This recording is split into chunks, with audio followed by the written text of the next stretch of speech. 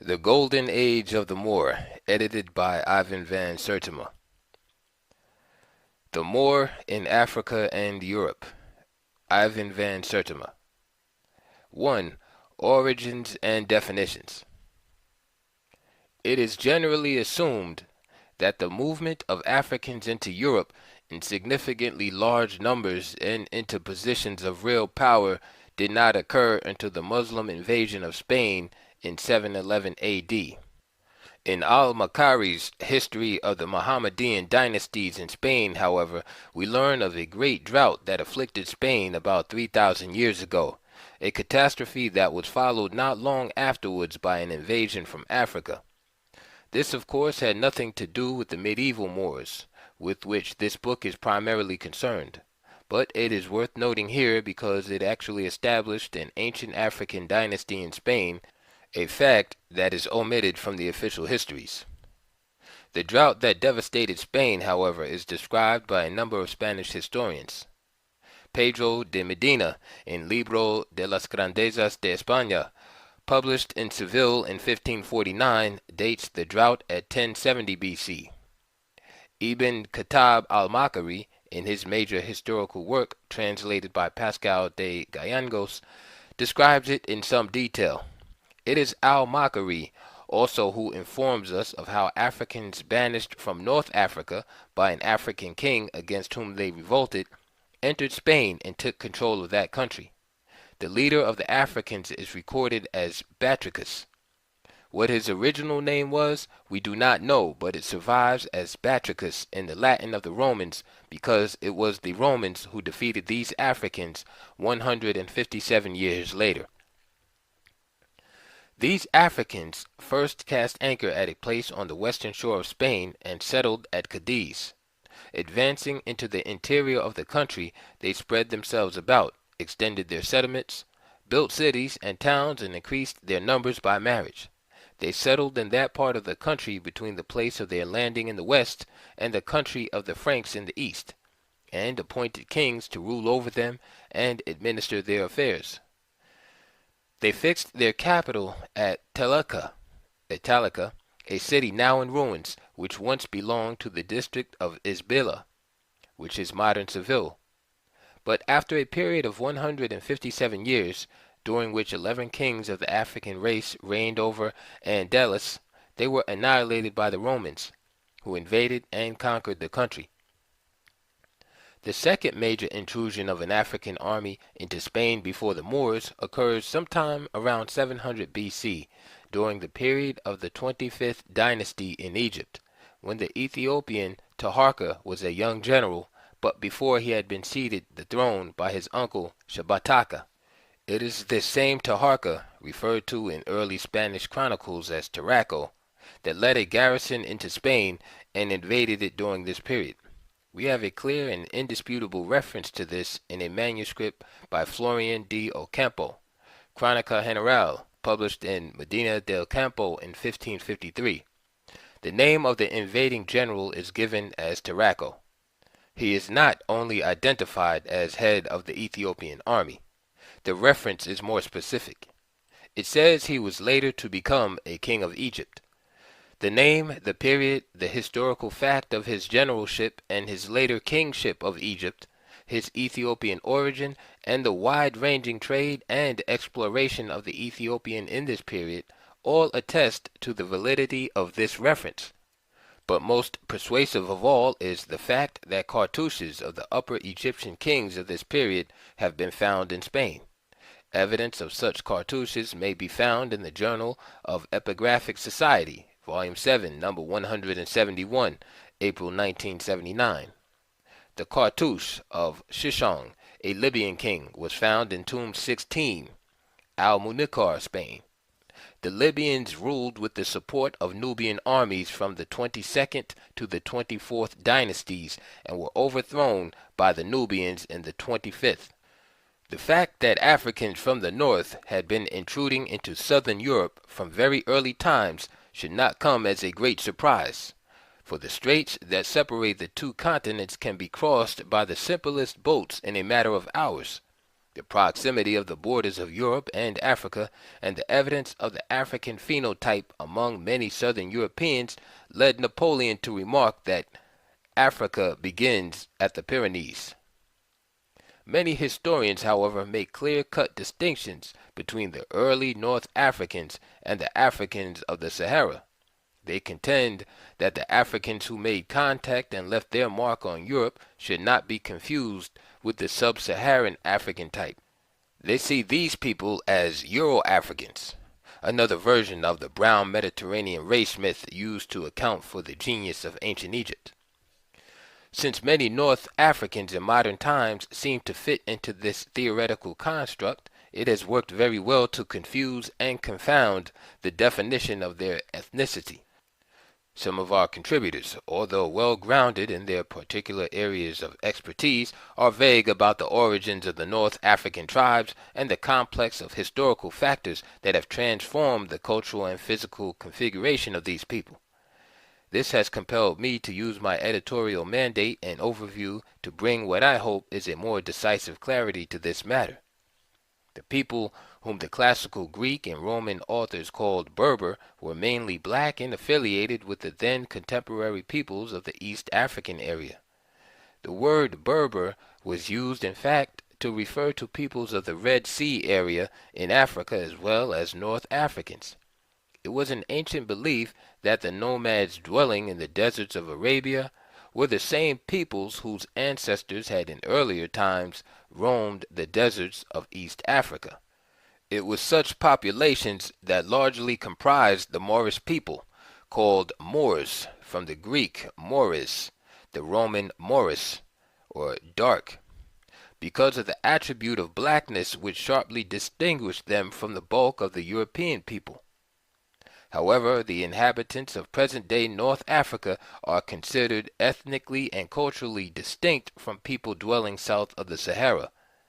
This is only so today because of the considerable influx of European types during the white slave trade and their later movement in positions of dominance after the defeat of the Moors. The 700 years during which the Moors dominated the Iberian Peninsula was an era in which many Europeans came into North Africa in states of servitude.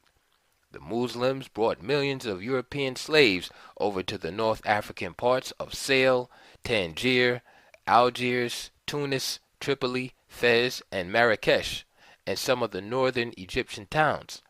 One very famous sultan, Moulay Ismail of Mequinez in Morocco, had as many as 25,000 European slaves who participated in the building of his colossal stables.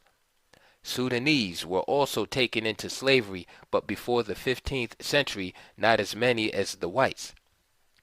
It was these Europeans who began to modify through intermixture the earlier black inhabitants of North Africa. This is what eventually made so many North Africans appear different from the sub-Saharan Africans. The anthropologist Dana Reynolds, in an exhaustive and meticulously detailed essay, has attempted to trace the African roots of the original North African peoples.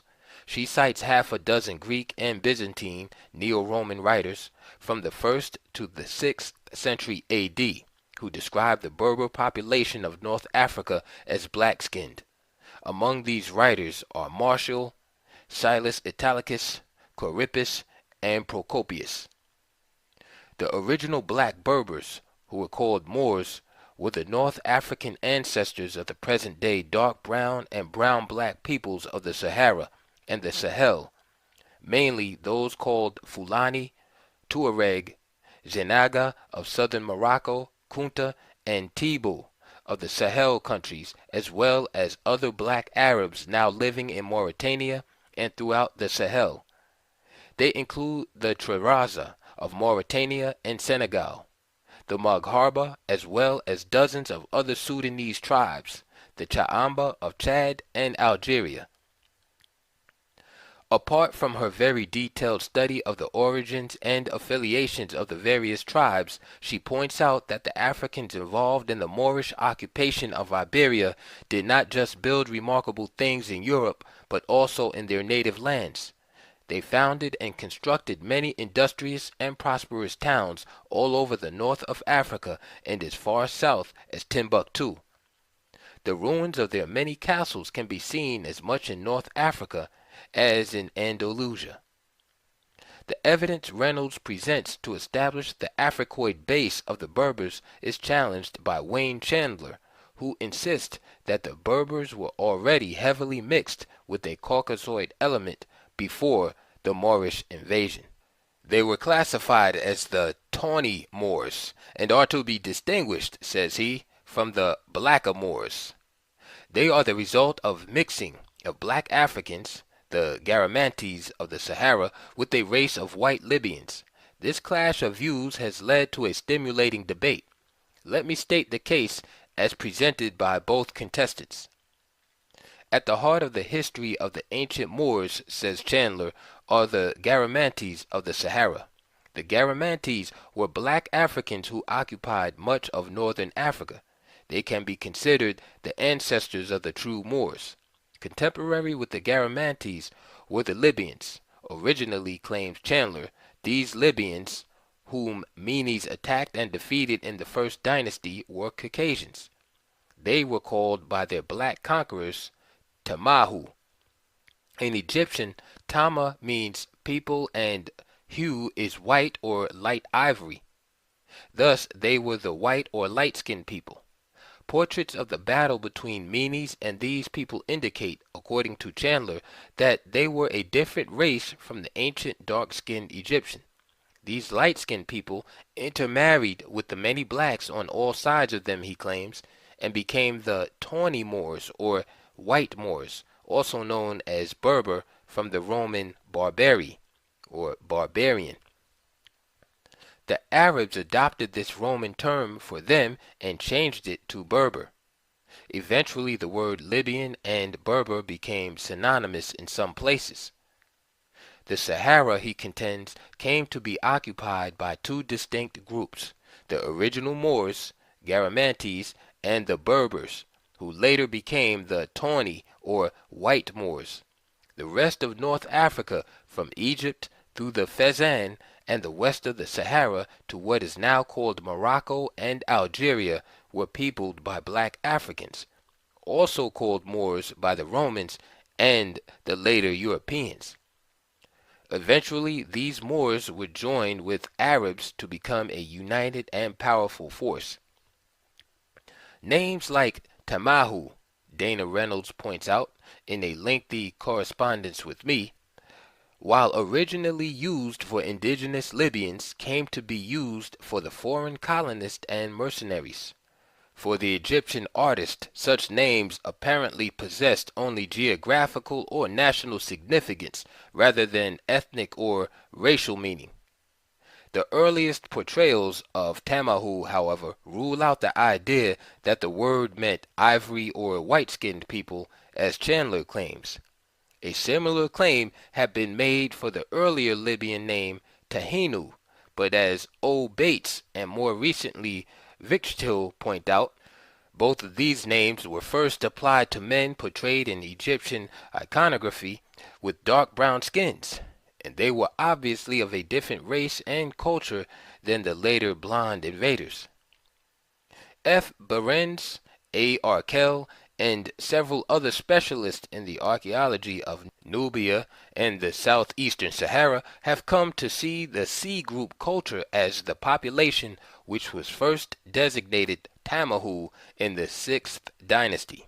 They were a relatively tall, slender, and obviously black population of pastoral nomads who came to settle in Nubia. The tombs they used belonged to the Berber kind, found all over ancient North Africa. This type of man was, judging from the skeletal evidence and eyewitness accounts of early European historians, the predominant population of North Africa, even at the time of the first Arab penetration into North Africa. See Chandler's response in appendix to this editorial.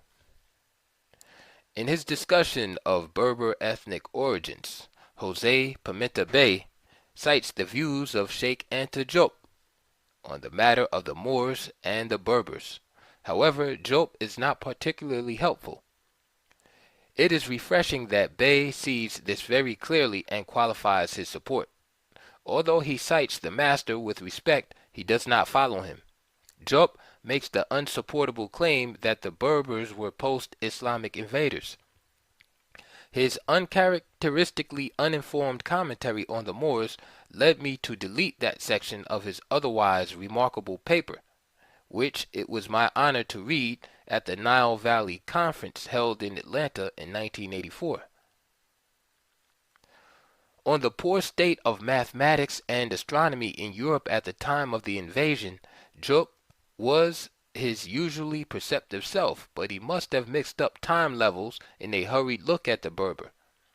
Sources on the Moors also seem to be rather sparse in French. It is possible that General Martel's defeat of the Moors and their virtual expulsion from France may account for this. Professor Lotfi of Morocco University, whom Bey also cites, in no way proves the contention that the Berber and the Moor are synonymous terms. They probably were, but it is certainly not established by any of Lotfi's arguments, which indicate an Africoid element but considerable ethnic diversity among the Berbers. Such contradictions can only be resolved by concentration on specific time levels and an ability to demonstrate conclusively how this web of ethnic threads sprang from a single node. Only Reynolds offers this type of concentrated argument and documentation. Bey, however, provides the most wide-ranging and well-researched thesis done so far to establish the great debt Europe owes to Moorish scholarship. The essay of Runoko Rashidi and James Brunson provides us with one of the most comprehensive examinations of the use of the word Moor, but they concede that it is still difficult to arrive at the precise ethnicity of a Moor through mere terminology alone. The fact that the term was originally intended to refer to a black or dark-skinned person, as they have shown, does not mean that everyone called a Moor is African or of African descent. The Arabs themselves rarely used the term Moor. They often used the term Berber for the non-Arabian people of northwest Africa with whom they came in contact and who joined with them in the invasion of Europe. The early Christians also used the term Saracen indiscriminately to cover both Moors as well as other Muslim populations in general. Readers of the recent popular edition of The Moors in Spain by Stanley Lane Poole will seldom find references to color, but a frequent use of the word Saracen. The Moors, according to the Oxford English Dictionary, are people who are commonly supposed to be black or very dark, and it is synonymous with the word for Negro in many contexts. Rashidi and Brunson provide numerous examples of the synonymity of Moor with black during the European Renaissance and earlier. The word runs like a ripple across a vast pool of languages. During the European Renaissance, explorers, writers, and scholars began to apply the term Moor to blacks in general. A prominent example of this tendency can be found in the work of Richard Hakluyt, a 15th century traveler. Hakluyt recorded that in old times the people of Africa were called Ethiops and Negrite, which we now call Moors, Morans, or Negroes. In the Romance languages, Spanish, French, and Italian, of medieval Europe, Moor was translated as Moro, Moar, and Moor. Derivatives of the word Moor may be found even today in these same languages. In Spanish, for example, the word for blackberry is mora, a noun which originally meant Moorish woman. Also in Spanish, the adjective for dark-complexioned, which now means brunette, is moreno. We find a similar legacy in the French language. In French, moricard means dark-skinned or blackamoor, while morillon means black grape. Again, as in Spanish, the Italian word mora means Negro or Moorish female. Also in Italian, mora means blackberry, while moreola means black olive. As pointed out above, the Arabs rarely used this word. In Arabic literature, the word Moor was fairly non-existent, and the term Berber was applied to practically all the inhabitants of the Maghreb, Islamic North Africa west of Egypt. The Arab use of the word Berber presents further difficulty since the term embraces many clans, not all of whom are black. It is because of this that Rashidi and Brunson, as well as the anthropologist Dana Reynolds, have gone to the trouble in certain contexts to identify those Berber clans of Africoid or predominantly Africoid origin. The most important identifier, of course, is to be found in medieval painting and sculpture. It is claimed that certain Islamic traditions inhibited the representation of the human image in the work of Muslim artists, and even in cases some medieval Persian art, for example, where this inhibition does not seem to have obliterated portrait art.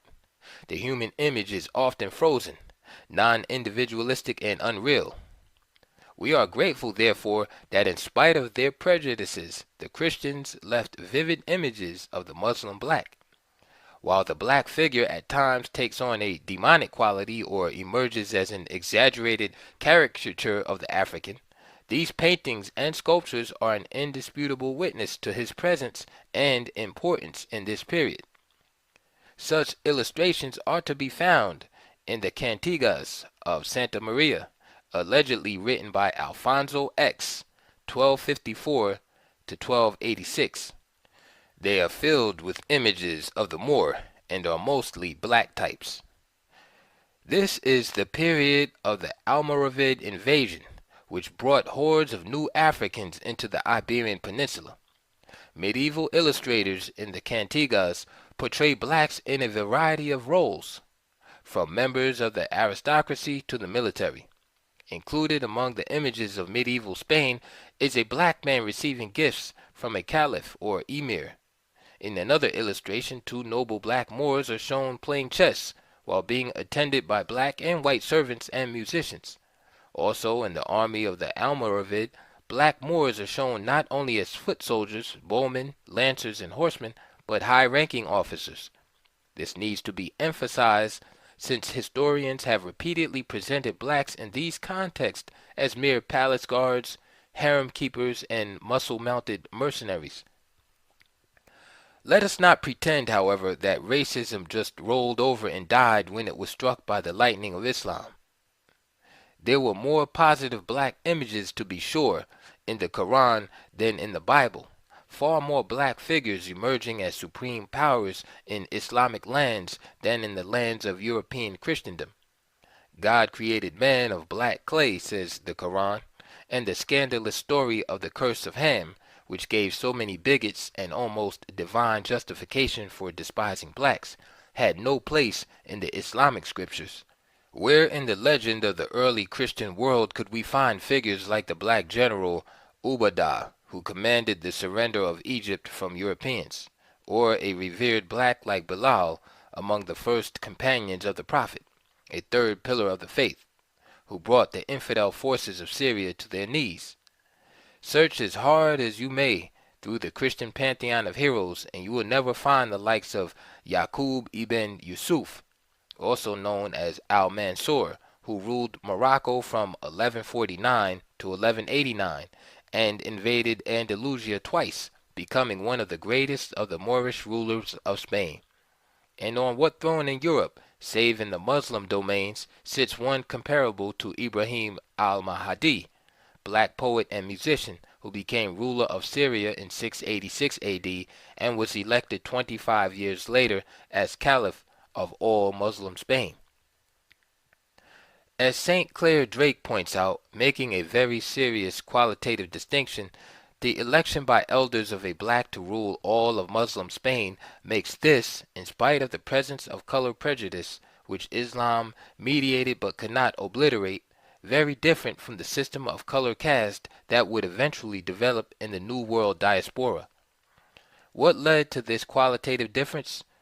According to Professor Drake, the cultures conquered by the Muslims adopted the Arabic language along with the Muslim religion and thus contributed to an international Arabic culture that was distinct from an Arabian culture characteristic of the Arabian Peninsula.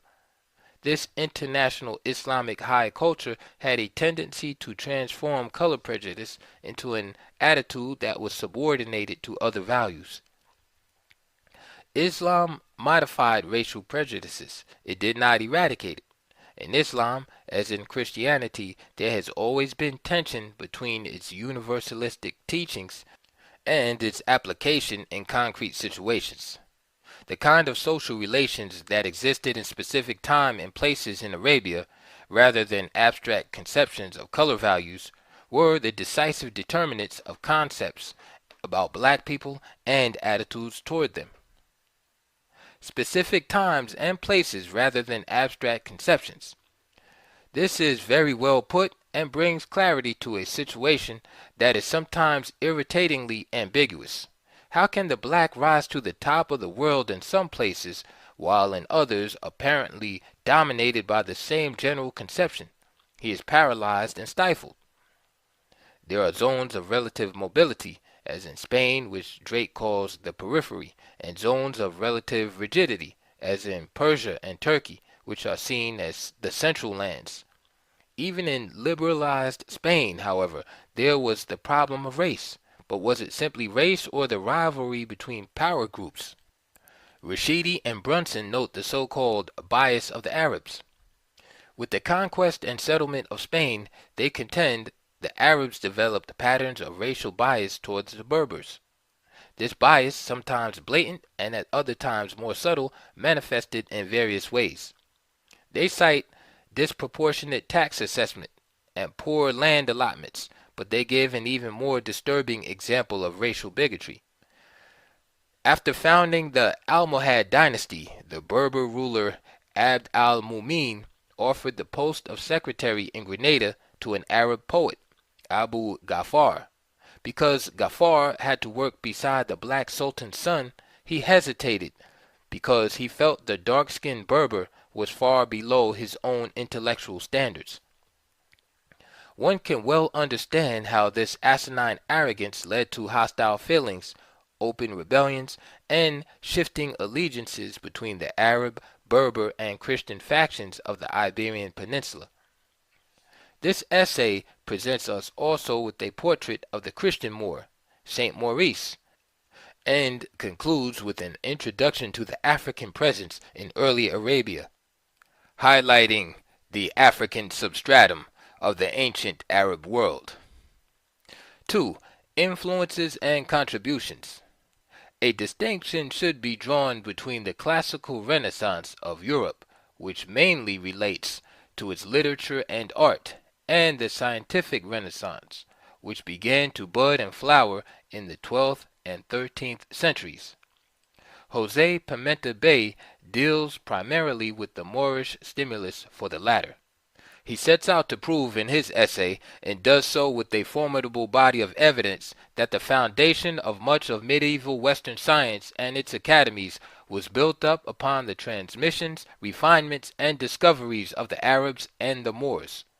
Moorish influence came primarily to the west by the way of the Iberian Peninsula, renamed Al-Andalus by the Moors.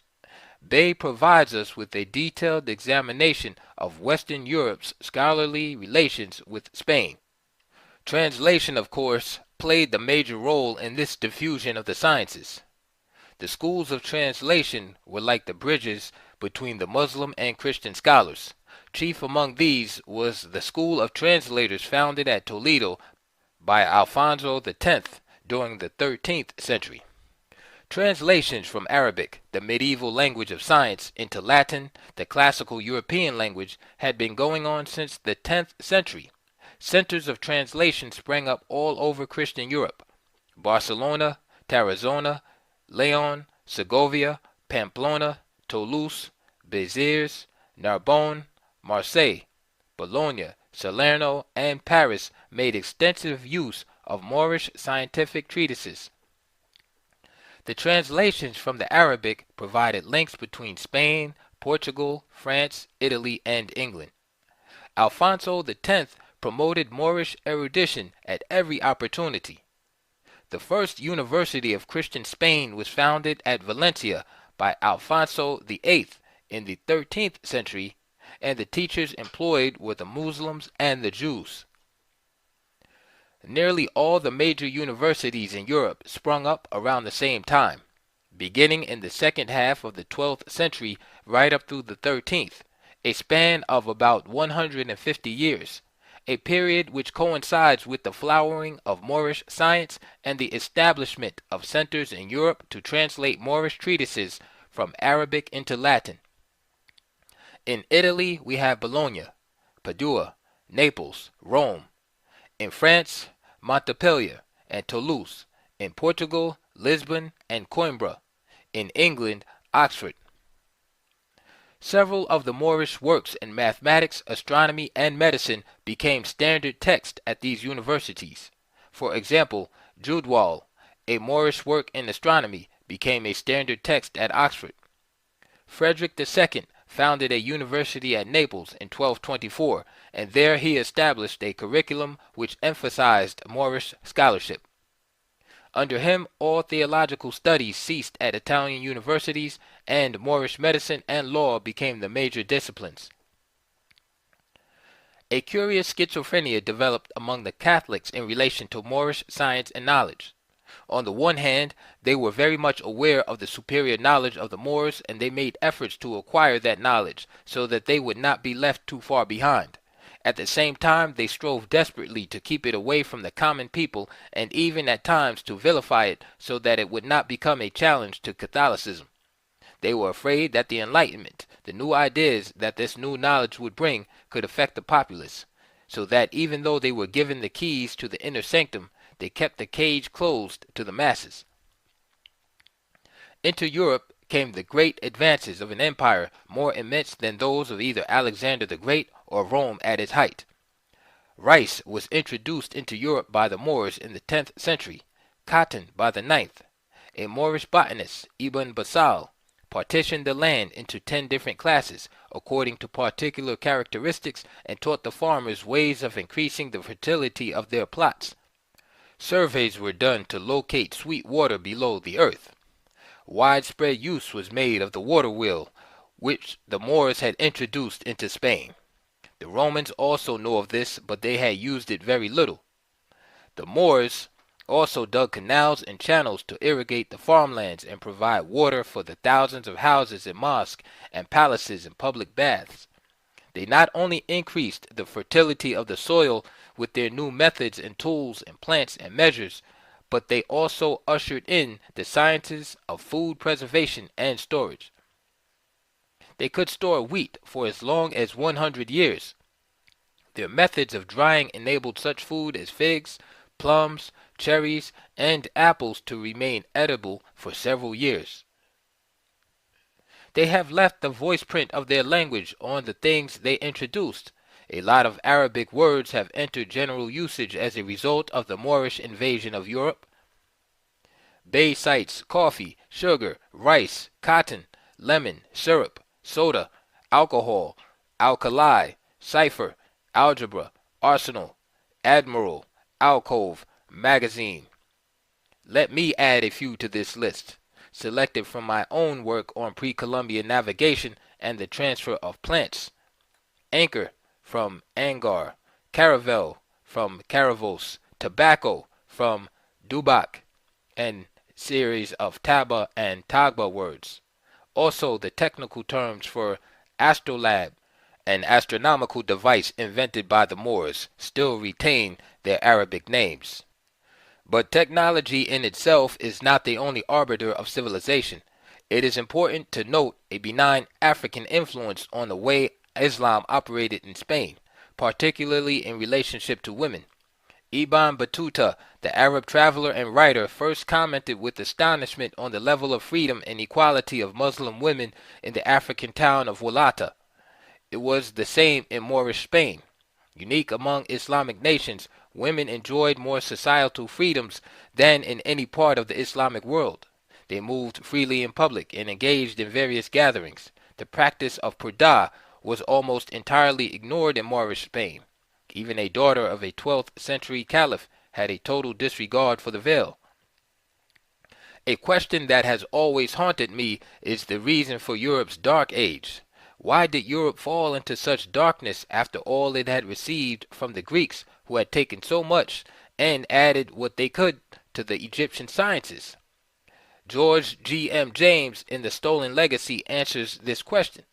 James had pointed out that the edicts of Theodosius in the 4th century closed down the temples of the Egyptian mysteries as well as the philosophical schools of Greece. The Emperor Justinian in 529 AD followed in the same path of Theodosius. Thus an intellectual darkness descended over Christian Europe and the entire Greco-Roman world. It lasted for centuries. But I feel James exaggerates when he claims that, quote, the Greeks showed no creative powers and were unable to improve on the knowledge they received, end quote. His point about their borrowings is well made, but this kind of chauvinistic remark is quite unnecessary. There is no need to suggest the Greeks were dumb and could make no improvements whatever on what they learned. If that were true, the influence of the Egyptians would have been negligible. But James makes an even more important point, which I have not seen repeated elsewhere. It is the missing link in the drama of Moorish scientific ascendancy in the Middle Ages.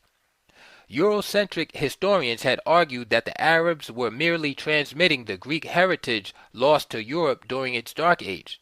Even Arabs were made to believe that, and to assume that they were standing on the shoulders of Greek giants. By the time they attacked Egypt, Europeans had long been in charge of that defeated country. The Arabs seemed to forget that their conquest of Egypt had been made easy by the resentment of the Egyptians against their Byzantine overlords. We know far more today about the enormous debt Greek science owes to Egypt. See my essay, The Egyptian Precursor, in this issue. But what was little suspected was that Greece was not the only conduit of Egyptian scientific genius to the Arab world. James provides evidence that there were Egyptians fleeing their country in large numbers during the Persian, Greek, and Roman invasions, fleeing not only to the desert and mountain regions, but also to adjacent lands in Africa, Arabia, and Asia Minor, where they lived and secretly developed the teachings which belonged to their mystery system. In the 8th century AD, the Moors of North Africa invaded Spain and took with them the Egyptian culture which they had preserved. Knowledge in the ancient days was centralized, that is, it belonged to a common parent and system, the wisdom system or mysteries of Egypt, which the Greek used to call Sophia.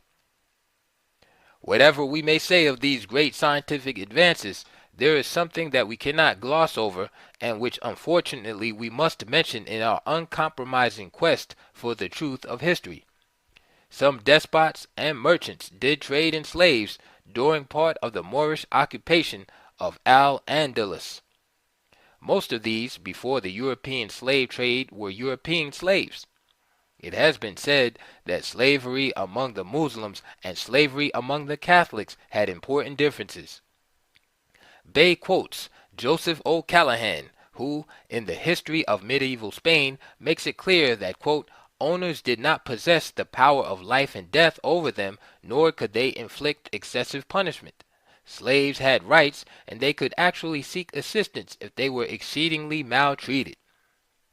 On this matter, Bay comments, any student of American history knows that this was far from the case regarding the British and United States system of enslavement. The enslaved African was a non-human legally designated as property. Slavery, regardless of these qualifications, can never be condoned or forgiven. But it was not central to their system, it was marginal. I think it should be also pointed out, contrary to myths about the Muslims, that they did not force their religion down the throats of the Christians. John Jackson, in an informative chapter on the Moors in his book, Introduction to African Civilization, shows us how Christian, Jew, and Muslim were treated with equal respect during the dynasty of the Umayyads. We have been given no evidence that this changed dramatically in later Muslim dynasties. The slave trade in this time was not a state institution. It was like the lucrative drug enterprise of today, a large but lawless thing. sometimes indulged in by bad rulers, but not a keystone of the system, as it was later to become in the Euro-Christian world. The Moors, let it be said, did not suppress the languages of the people of Al-Andalus. They did not outlaw their sacred customs. They did not turn Iberia into a sweatshop, its fertile lands a mere source of raw materials for the Muslim international elite. They did not destroy their legal system, rob them of their political rights, deny their claim to humanity. The one thing they did insist on was a say in the election of the Catholic bishops, since the rival power of the Church could undermine Muslim power and authority. The world changed dramatically in 1492, not only because Columbus stumbled in the direction of the Americas, using the magnet of a myth to draw millions behind him, but because that was the very year the Moors were defeated. It is not an accident that it is Spain and Portugal who spearheaded the movement in this direction. It was on January 2nd, 1492, that the African leader Abu Abdillah, otherwise known as Bobadil, surrendered to the Spanish. Jan Carew compares the illiteracy of the Christian Europeans to the learning and erudition of the Moors of that time. The comparison is so startling, his comment is worth quoting. At a time when the most insignificant provinces of Moorish Spain contained libraries running into thousands of volumes, the cathedrals, monasteries, and palaces of Leon, under Christian rule, numbered books only by the dozen. The paltry number of texts the Christians did possess were almost all devotional or liturgical. The narrowness of vision this produced among leaders of the church and state was to have catastrophic effects. It led to the massive burning of African and Arab books under the ordinal of Cardinal Jimenez de Cisneros. It inspired a similar bonfire of the books of the Native Americans. Bishop de Landa exhorted his followers in the Yucatan, "Burn them all, they are works of the devil." The destruction of the Moorish libraries was particularly vicious because it was not only inspired by religious narrowness and bigotry. Hatred of the dark invaders kindled the bonfires. The church at the time, too, saw most of this foreign learning as something evil, even demonic. The number system that we use today, for example, brought in by the Moors from India, was seen as late as the 17th century in some parts of Europe as signs of the devil. It became a religious mission for men like Jimenez and his successors to erase from history all memory of the Moors. Jimenez even induced the Spanish sovereigns to outlaw the public baths, making cleanliness antithetical to godliness. Fortunately for the scientific renaissance, key Moorish works had already been translated and circulated, even smuggled secretly into the academies, significant seminal inventions introduced and established before these barbaric attempts at an intellectual holocaust. Beaten into surrender, forced by the millions to seek refuge back into Africa and Arabia, some of the Moors still held their ground. An important rebellion by the Moors is cited by Carew in 1568, led by Mulavi Abd Allah Muhammad ibn Umayyah. This was such a serious rebellion that Philip II of Spain had to call on Don Juan of Portugal to put it down. Carew deals with the subtle evasions by Europeans who refused to admit that the Almoravids, 1056 to 1147, were Africans. They continued to describe them variously as descended from the Sanhaja tribes of the Sahara, or the desert Sanhaja, from whom the Almoravids had first drawn support, suggesting that Almoravids themselves were of a different race, and that they got the Sanhaja to help in their campaign, or the African troops, the Sanhaja. While he notes that the Arabs later developed a myopic vision of history, ignoring the African contribution, he praises the early Muslim open-mindedness. For, after all, Islam went beyond the Arab, and in its early revolutionary phase, its eagerness to embrace the universe of man's imaginings was extraordinary. Unlike Christian theologians who forbade scholars from considering ideas outside of the prescribed ecclesiastical canons of the day, Islam accommodated new ideas with grace and a civilized tolerance. Let me quote from him again, since he highlights the advantages of this kind of dynamic openness very well. Muslim scholars absorbed and synthesized and expanded upon the knowledge of the Ethiopians and Egyptians, the Phoenicians, the Greeks, the Chinese, and the Indians. A new and momentous leap forward in the theoretical and applied sciences evidenced itself in Moorish mathematics, medicine, astronomy, navigation, and new concepts of world geography and philosophy. The popularity of Moorish scholarship was such that for centuries Arabic was commonly accepted as the language of scholars from Europe, Asia, and Africa. His essay is particularly illuminating when it comes to the discussion of agriculture. The Moors transformed the Iberian Peninsula in this respect. They were able to create a harmony in the rhythms of the life in the city and in the countryside. They not only brought advanced drainage and irrigation systems, reservoirs, aqueducts, sophisticated storage facilities, and efficient marketing, transportation, and trading networks, but they brought the beauty and freshness of the countryside into the cities. Fantastic gardens, parks, lush inner courtyards, and a constant supply of pure water.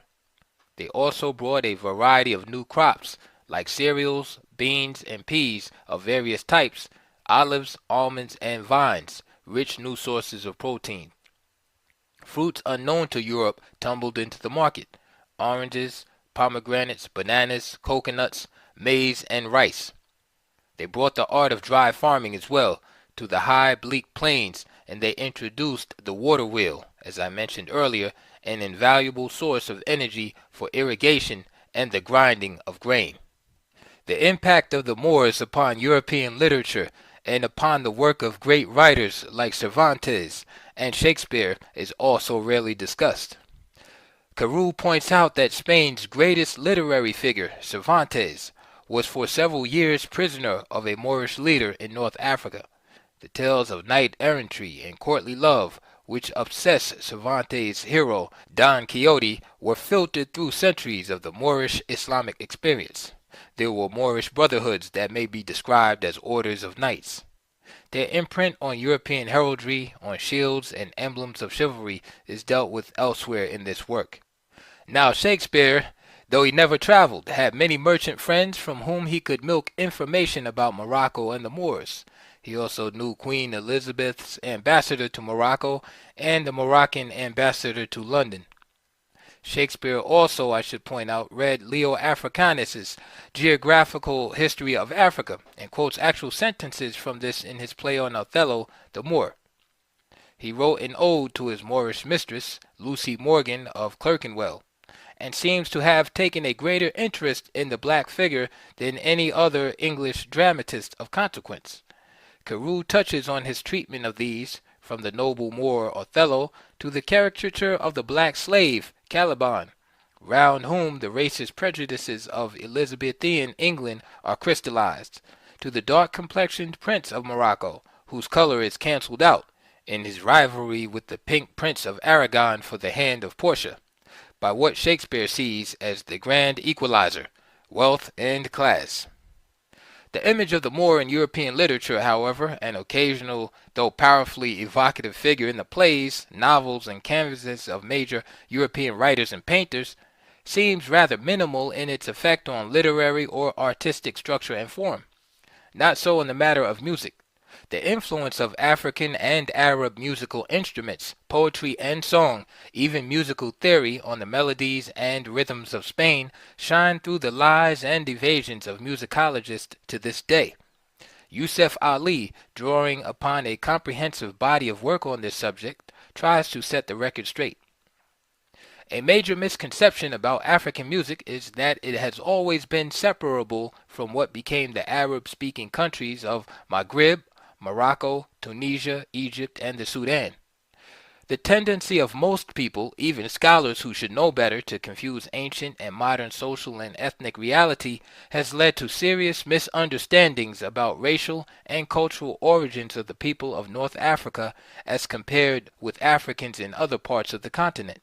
The Maghreb is seen as a thin finger of Islamic culture that stretches from Egypt to the Atlantic, and what it was before the advent of Islam or the European slave trade is ignored or forgotten. We shall not attempt to prove here, since we have done so definitively in other volumes, that Egypt, in the classical dynasties at least, was predominantly African. But what is seldom recognized is the African substratum of ancient Egyptian music. This music was to spread and influence both the Eastern and Western world.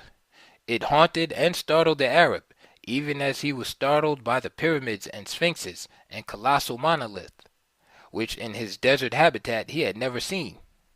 Experiments in ancient Egypt with a music notation system and the establishment of schools of music that not only taught vocal and instrumental performance, but also theory and chironomy, the art of notation by means of gesture, made Egypt the first civilization to do so. Egyptians, even as late as Greek times, were still possessors of canted knowledge in both music practice and theory.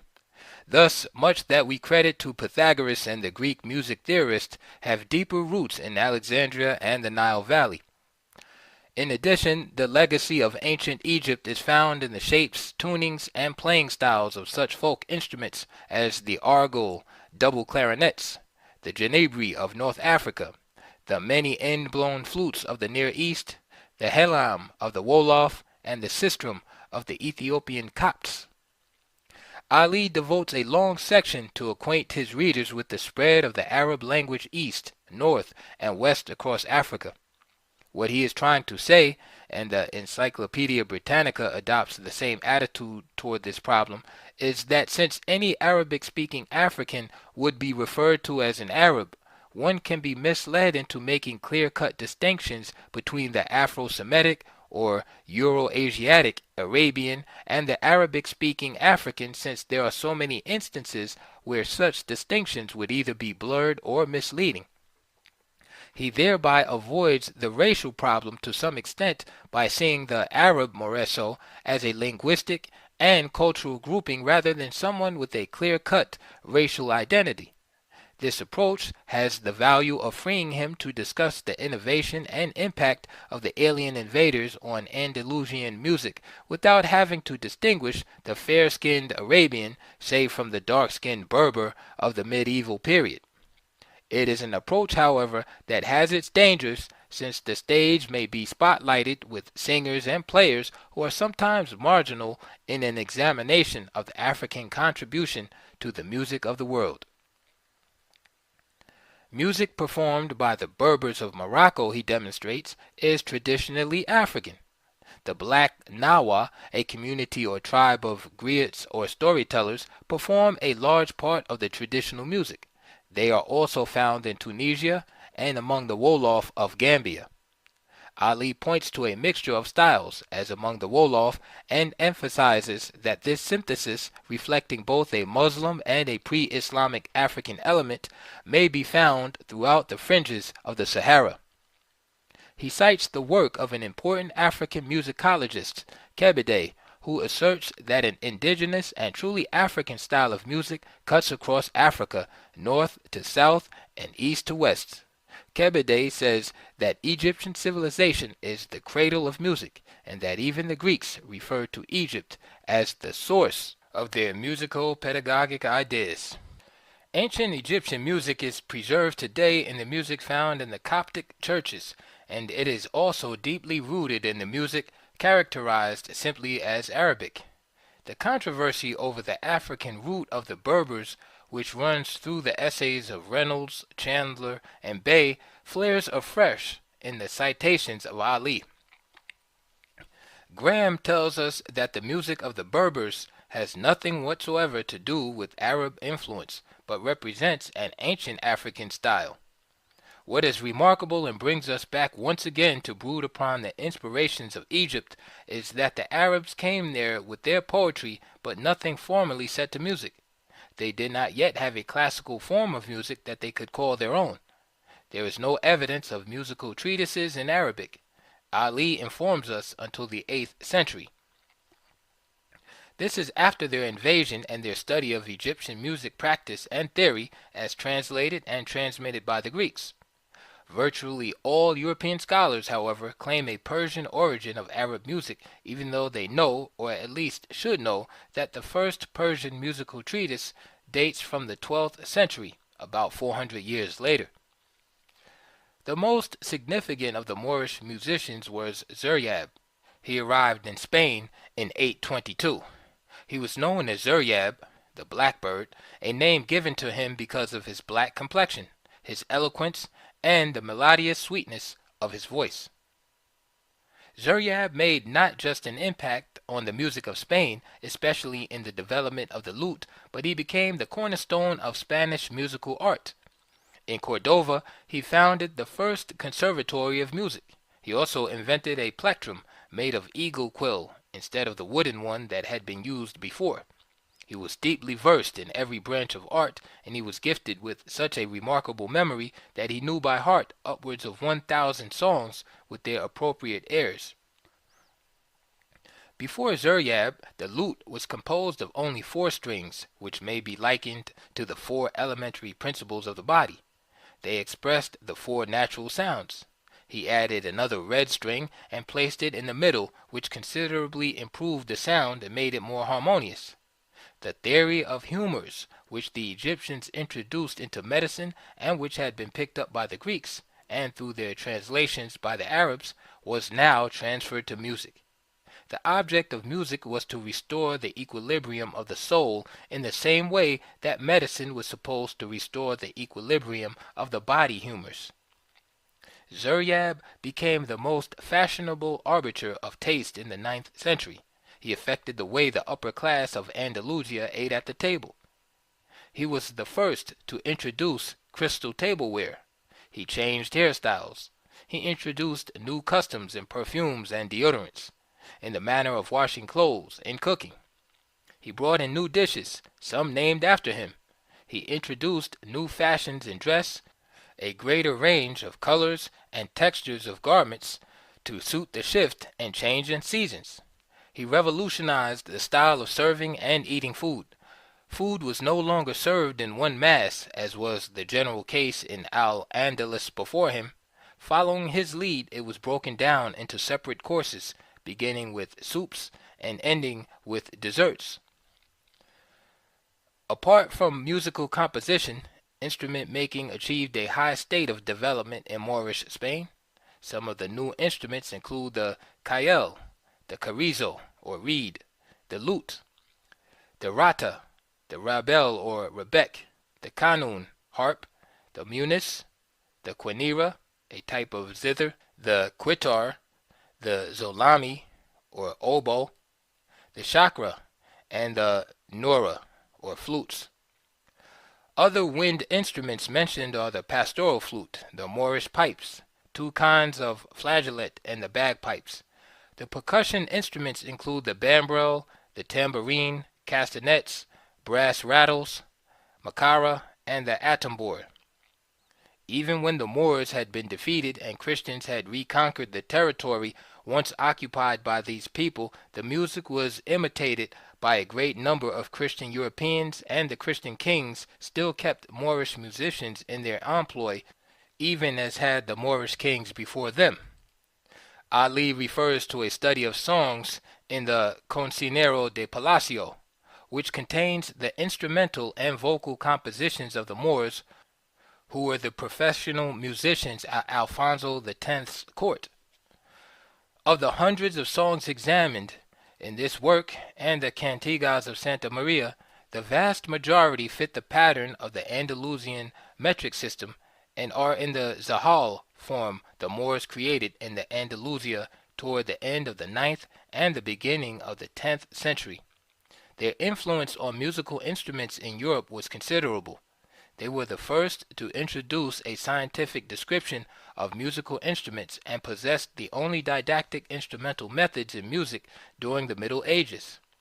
While most commentators agree with this, they insist that their influence was confined to that category and that they contributed nothing to musical theory. The historian of music, George Henry Farmer, points out, however, that since there was such an advanced state of instrumental music, it would be difficult to deny that some practical theory would have also been passed along. Indeed, says Farmer, I believe, with others, that the major mood due directly to the accordatura and fretting of the Arabian lute was among the new musical ideas introduced in this way. He also cites evidence for the transmission by the Moors of practical theory. Mamadou Chinyilu deals with the pivotal role of Africans in the birth of the Islamic faith and shows that they figure not only in the Prophet Muhammad's lineage but in his upbringing and development. St. Clair Drake points out, and with supportive evidence, that Muhammad himself was described as being of a red color. However, the 10 sons of Abd al-Muttalib, Muhammad's grandfather, were all, according to D.S. Margoliouth, men of massive build and of dark color. This would not make Arabs see Muhammad as a black man in the popular American sense. We must remember that we are dealing here with polygamous families, and the sons of al-Muttalib were probably not only of different wives of different races, but the particular son who fathered Muhammad may also have married women of different races. This therefore would not automatically make Muhammad black or Africoid. Phenotypically, at least, he does not appear in that light to the Arabs. The way color prejudice had to be dealt with again and again with stern sermons by the Prophet makes it clear that the majority of his followers could not have seen him as such. A stigmata was still attached to people with classically Negroid features, St. Clair Drake tells us. His work is particularly informative on this delicate point. Black Africans, however, figure very prominently in Muhammad's life. Apart from the reputed African ancestry of his grandfather, Chinyilu points out that he was reared by an African woman, Barakat, when his mother died. He pleaded with his family to raise money to free the African slave Bilal, who not only became a pillar of the faith, but his closest and most honored friend unto his death. One of his wives, May, was an African. His adopted son, Zayd bin Harith, destined to become a great general, was also an African.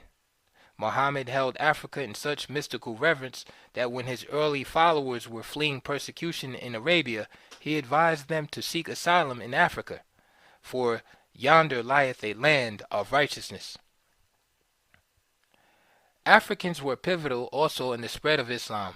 The invasion of Spain in the 8th century and the survival of the Muslim dynasties in the 11th owe a great deal to African military prowess and leadership.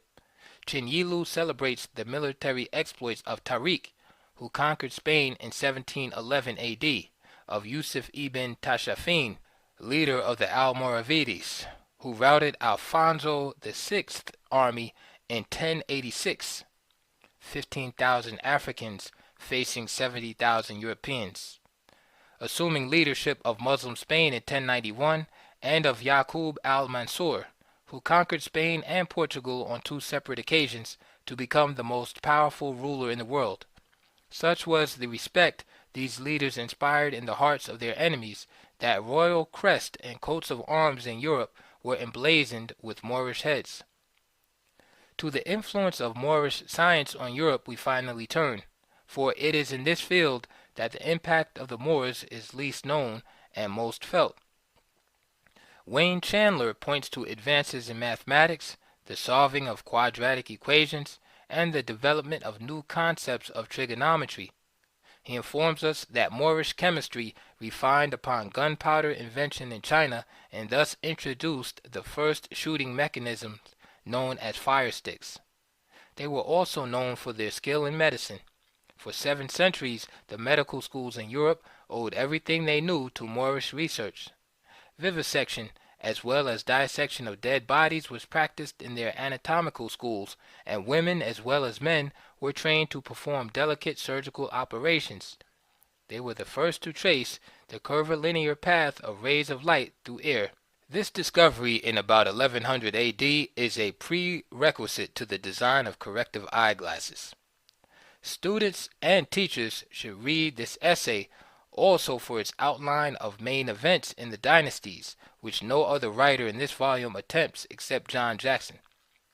Jackson's single-stranded definition of the Moor, however, does not begin to address the complexities of the problem. Beatrice Lumpkin and Siham Zitler focus upon the work of mathematics in Africa during the Muslim Empire. Most of this work was done at the Dar el-Hikmah, the House of Wisdom, founded in Cairo in 1005 AD. These scientists, through the use of Arabic as the common language of learning, were able to communicate with their colleagues over vast stretches of territory under Muslim influence, from Spain and Italy on the west across Africa and Asia to China on the east. They promoted the rapid progress of technology in this period. Even before the House of Wisdom was established, we have evidence of complex machines developed outside of Europe: self-operating valves, timing mechanism and delays, worm and pinion gears operated hydraulically, even crankshafts. The first steam engine had already appeared in Africa, built by Haran in the Egyptian city of Alexandria. Also the water clock and the thermometer. Europe lagged behind in the technological race and later profited immensely from these innovations. Edward Scobie deals with these aspects of Moorish science that made the global expansion of Portugal possible. Why did the British, French, Dutch, and Italians, who owned the ships, not undertake this journey, since their leaders also possessed the necessary vision for such an enterprise? Why didn't they take the lead? The Portuguese jumped ahead because they drew upon everything they could from the Moors. The geographical lore for the Muslims traveled the length and breadth of the then-known world and wrote the most meticulous travel accounts, Ibn Battuta and Ibn Hawkel, for example. All the advances in navigation, lateen sails, astrolabes, and nautical compasses, astronomical tables, tubes, to the extremities of which ocular and object diopters were attached, the measurement of time by pendulum oscillations, the finest maps. Also, gunpowder and artillery. The Moors had not only made the fire stick, as mentioned above, but even cannon forged from wrought iron. Prince Henry the Navigator, born 1394, gets all the credit for the impetus toward Portugal's expansion, as if this was a result of his creative genius. The depletion of precious metals in Europe due to the demands of foreign trade, the costly wars that were taking place, leading to even further shortages, pushed Europe to turn to Africa as an untapped source. But it was Prince Henry who channeled both this need and the science of the Moors to spearhead European expansion. As Professor Hamilton puts it, it was both the lore and the lure of Africa. Why did the perception of the Moor change? Why was there no doubt before 1492 that one was dealing with a mix of racial types speaking Arabic, among whom the black African was at times a dominant figure, whereas in 1992 it would seem like racial chauvinism to suggest that Africans played a major role in the occupation and enlightenment of a critical part of Europe? The crash of Moorish power in the middle of the 13th century, although this lingered on in enclaves like Grenada until 1492, was to make a tremendous difference. It is not an accident that the year Columbus sailed was the same year the African generals in Grenada surrendered to Ferdinand and Isabella. Not only did the economic and political fortune of Africa fall dramatically after that, but so did the very image and perception in which its people were held. It was only a matter of time before it would be seen in all lands and in all phases of history as unrelated to significant cultural and scientific development. Wherever it could be shown that the African had made early and significant advances or had influenced other civilizations, be it in North Africa, Southern Europe, or Egypt, it would be seen as a direct result of some Caucasoid minority in their midst or the infusion of European blood. This led European historians to assume that there had to be a Caucasoid origin of or a Caucasoid class or caste above such extraordinary people as the Moors. Egypt, the depository of traditions of incalculable antiquity, had submitted, after a brief and determined struggle, to the common fate of nations, and the banners of Islam floated in triumph from the towers of Alexandria and Memphis.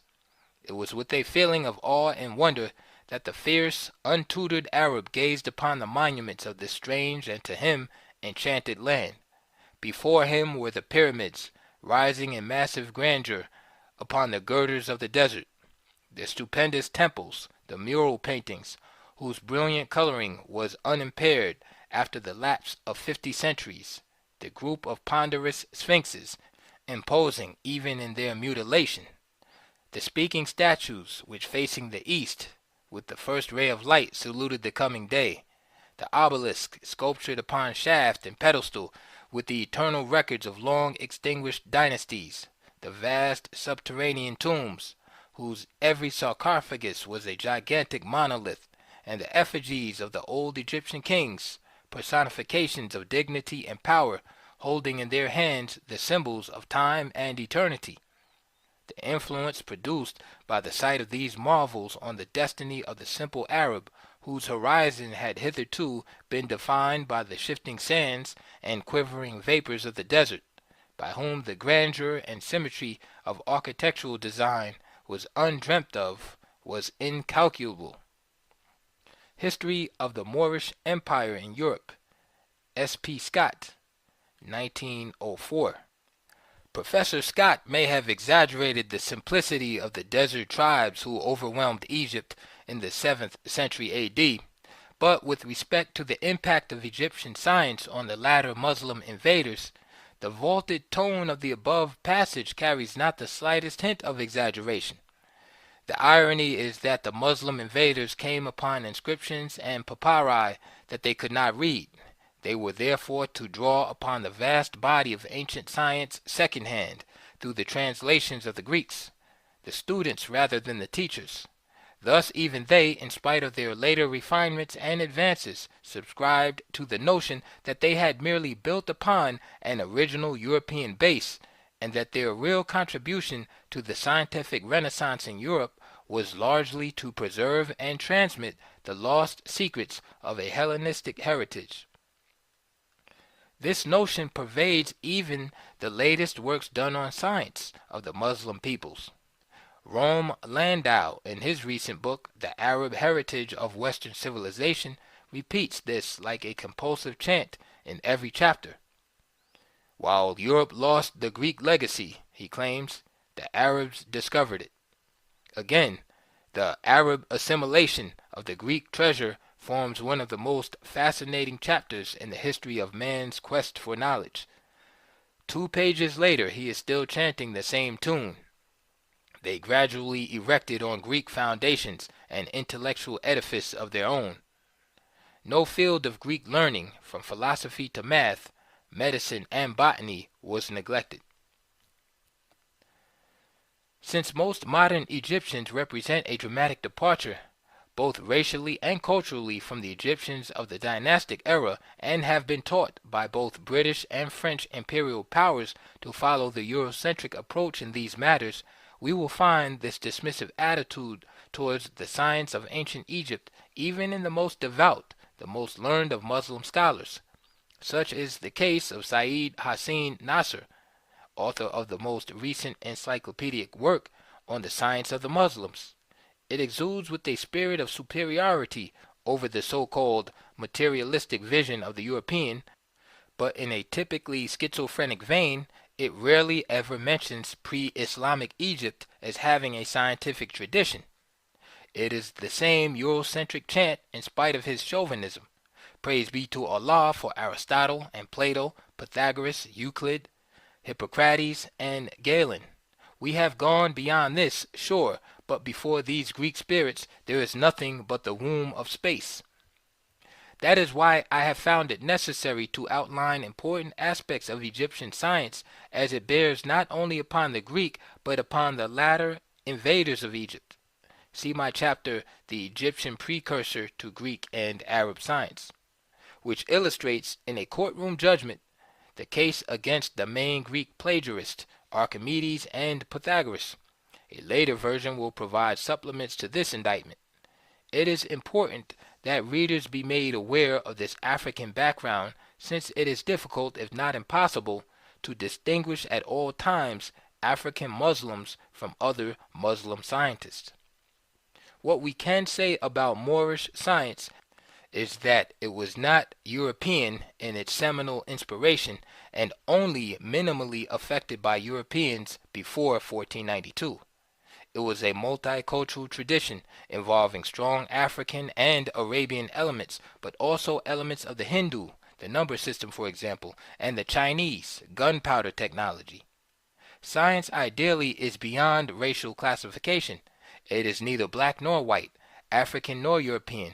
What one man invents becomes the common property and benefit of the whole human race. But when there is a perceived attempt, conscious and unconscious, preserved and relentlessly over the centuries to minimize or exclude the contribution of people of a certain race, then an emphasis upon those invisible people in history becomes a duty, a mission, a necessary corrective.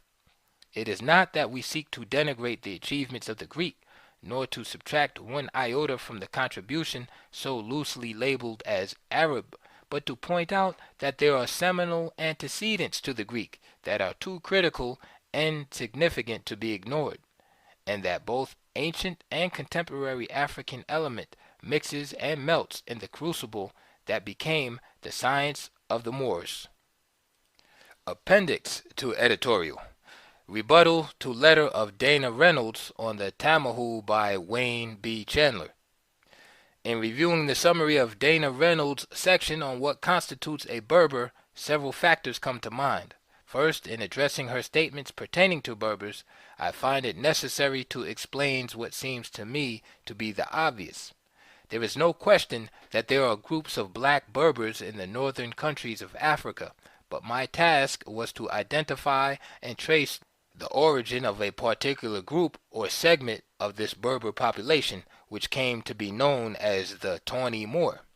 That these so-called white Moors existed is irrefutable, for there are not only litanies of written documentation, but scores of painted renditions of these Berbers to remind us of their presence in the Islamic conquest and construction of North Africa and Spain.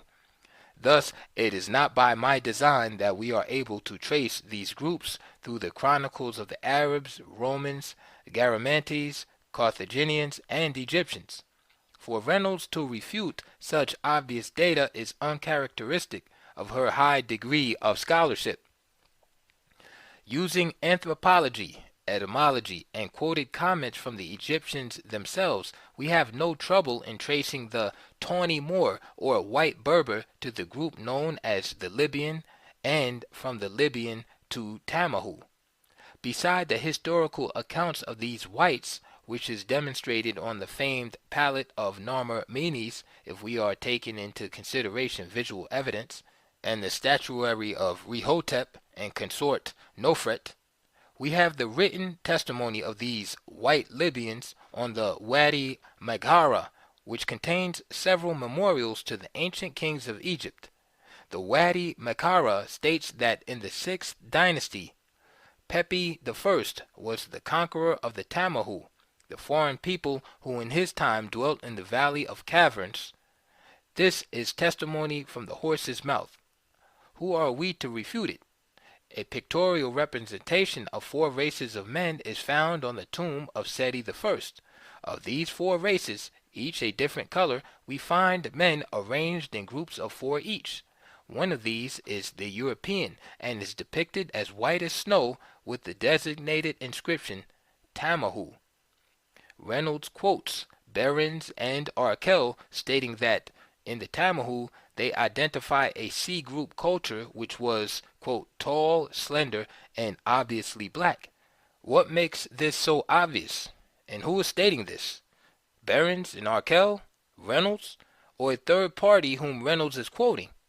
Her statement suggests she is quoting someone else who is quoting these sources and that they have not been thorough in their research. Etymology in this case is unwavering and inflexible and states most assuredly that the Egyptian word Tamahu means the white people. In regards to Reynolds' comments on the Tihanu, it has been acknowledged by Egyptologists and historians alike who have correctly translated the hieroglyphs that this group was of the black race. Job, writing in 1955, states, "The Tihenu, or Black Lebu, was probably the ancestor of the modern Lebo. These blacks preceded the Tamahu, or white Libyans, in that region of the western delta. The existence of the first black inhabitant, the Tehenu, made it possible to create confusion over the term brown Libyan. As historians, it is our responsibility to convey an accurate account of what has transpired in our past. We must at all costs refrain from the same tactics employed against us by the European historian, for, as we have seen, this approach leaves a void which is easily filled with the truth, making it easy to refute all lies and scholarship which is based on deception. That among the predominant black types, there was also an Euro-Asiatic species of man in Egypt from a very early historical period is fact. That they in latter times came to be known as Libyans is also fact. That these Libyans amalgamated with the indigenous blacks of the area, which eventually produced what came to be called the Tawny or White Moor, is also irrefutable. Reynolds cannot afford to misrepresent the historical ledger because she wants to paint the entire population of Africa as black when there is substantial evidence to the contrary. I have no doubt that in most cases Dana Reynolds' approach to history is impeccable, but in this matter I find an oversight in her categorizing of the Tamahu and their relationship to the Berbers. I do agree, however, with her assessment of the black Libyans and the historical role they have played during and after the Arab conquest. End of Part 1. The Moor in Africa and Europe. The Moors in Antiquity by James E. Brunson and Runoko Rashidi. According to the Oxford English Dictionary, the Moors as early as the Middle Ages and as late as the 17th century were commonly supposed to be black or very swarthy, and hence the word is often used for Negro. There is considerable difficulty, however, in determining the ethnicity of the early Moors through terminology alone. Indeed, there are several terms that have been used to identify the Moors. Arabic texts, for example, rarely use the word Moor, and instead apply the term Berber, a word thought by some to be pejorative, to the early non-Arab peoples of northwest Africa. And when not employing that term, they utilized the clan names of the Berbers themselves.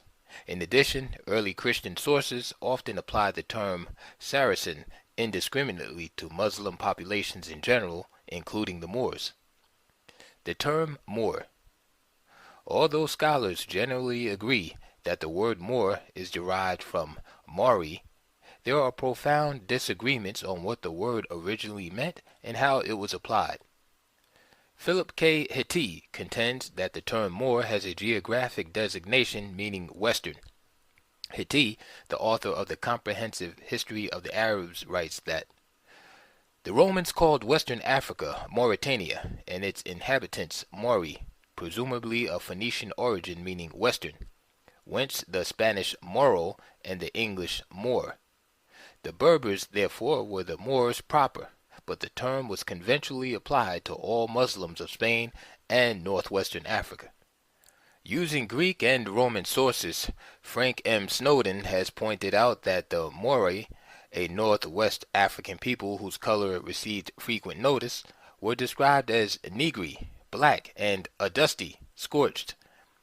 The Roman dramatist Plautus, 254 to 184 BC, maintained that the Latin word Moris was a synonym for Niger. In contrasting the Moors of the 6th century with another racial group in North Africa, Procopius, circa 550, wrote that they were, quote, not black-skinned like the Moors. Isidore, a Catholic scholar and the Archbishop of Seville, 587 to 636, wrote that the word Moris meant black. With the sudden eruption of the Arabs during the middle of the 7th century, Maori disappears for a time from historical records. It reemerges, however, in medieval literature. For example, in a Middle English romance called King Alessander, circa 1175, the conqueror Darius has among his troops a contingent of soldiers led by Duke Morin. Regarding Morin, J. B. Friedman writes that it sounds rather like Moor in this context. As late as 1398 we find the following reference to the Moors. Also the nation of Moors, their black color cometh of the inner parties. There are Irish records of a Viking raid on Spain and North Africa in 862. During the raid, a number of blacks were captured and some carried to Dublin. In Ireland, they were known as blue men, Irish for gorma, Old Norse blamen. The entry is under the title Three Fragments Copied from Ancient Sources, and sheds further light on the ethnicity of the Moors. The entry reads, after that, the Scandinavians went through the country and ravaged it, and they burned the whole land, and they brought a great host of the Moors in captivity with them to Ireland. These are the blue men, for Garma, because the Moors are the same as Negroes. Mauritania is the same as Negro land. A vital source of information regarding medieval Spain is the Cantigas of Santa Maria, sponsored and allegedly written by Alfonso X, 1254 to 1286. The Cantigas represent a survey of secular medieval attitudes and actions. At least 28 of the long poems deal primarily with Moors. One mentions Yusuf ibn Takfin and the Almoravid conquest. This may indicate that the clearly distinct blacks identified as Moors in most of the Cantigas are most intimately connected with the Almoravid invasions of Spain during the 11th century.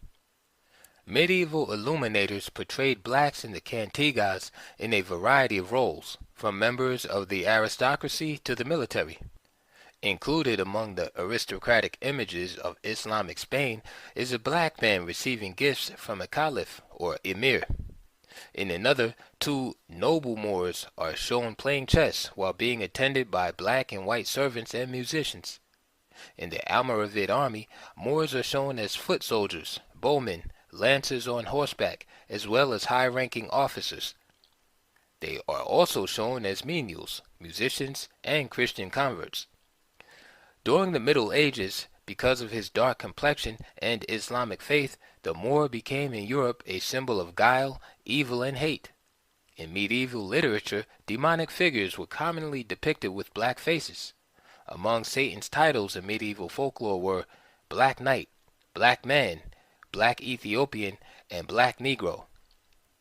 In the Cantiga 185 of King Alfonso, the Wise of Spain, 1254 to 1286, three Moors attacking the castle of Chincoya are described as black as Satan. In Cantiga 329, an extremely black man who has stolen objects from a Christian church is identified as a Moor. In the Poema de Fernan Gonzalez, devils and Moors are equally described as carboneantos, literally the coal-faced ones. French historian Jean de Vise writes that the Castilians were at first acutely aware of the power of black fighting men, and in time transferred the old feeling of hostility from the Ethiops to the black Moor. As is well known, not all of the battles during these years of Islamic domination resulted in Moorish victories. For example, during a fierce engagement in 1096 between the Moors and Spanish Christians, 4 Moorish princes were killed.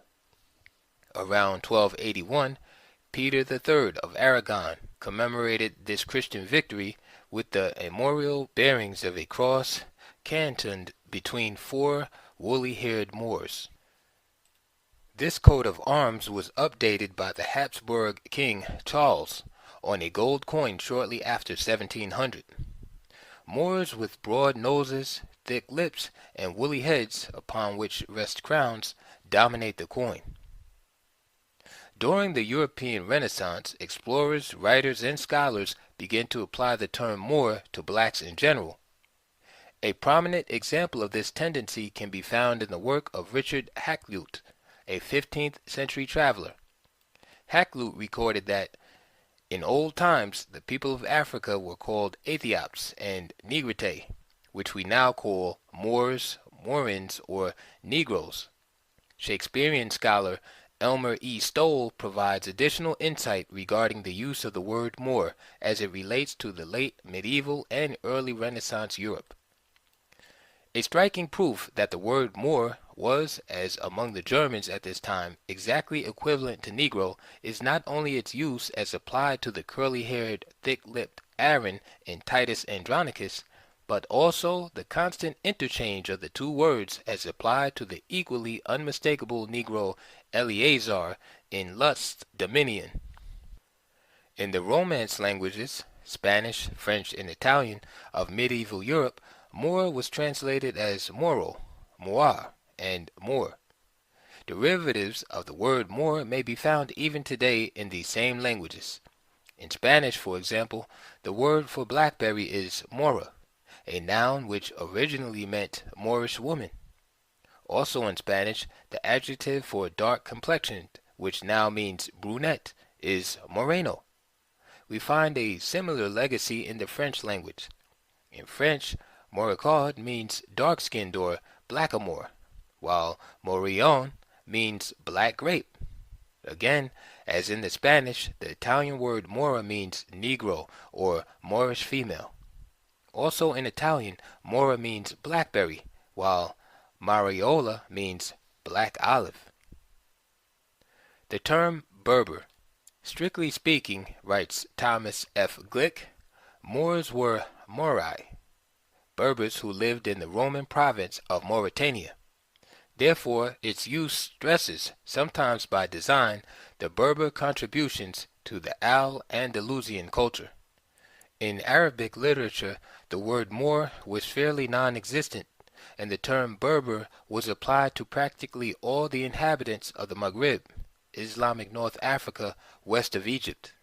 The term Berber is thought to have derived from the Latin barbari, an appellation equivalent to the English barbarian, which the Romans called peoples who neither spoke Latin or Greek.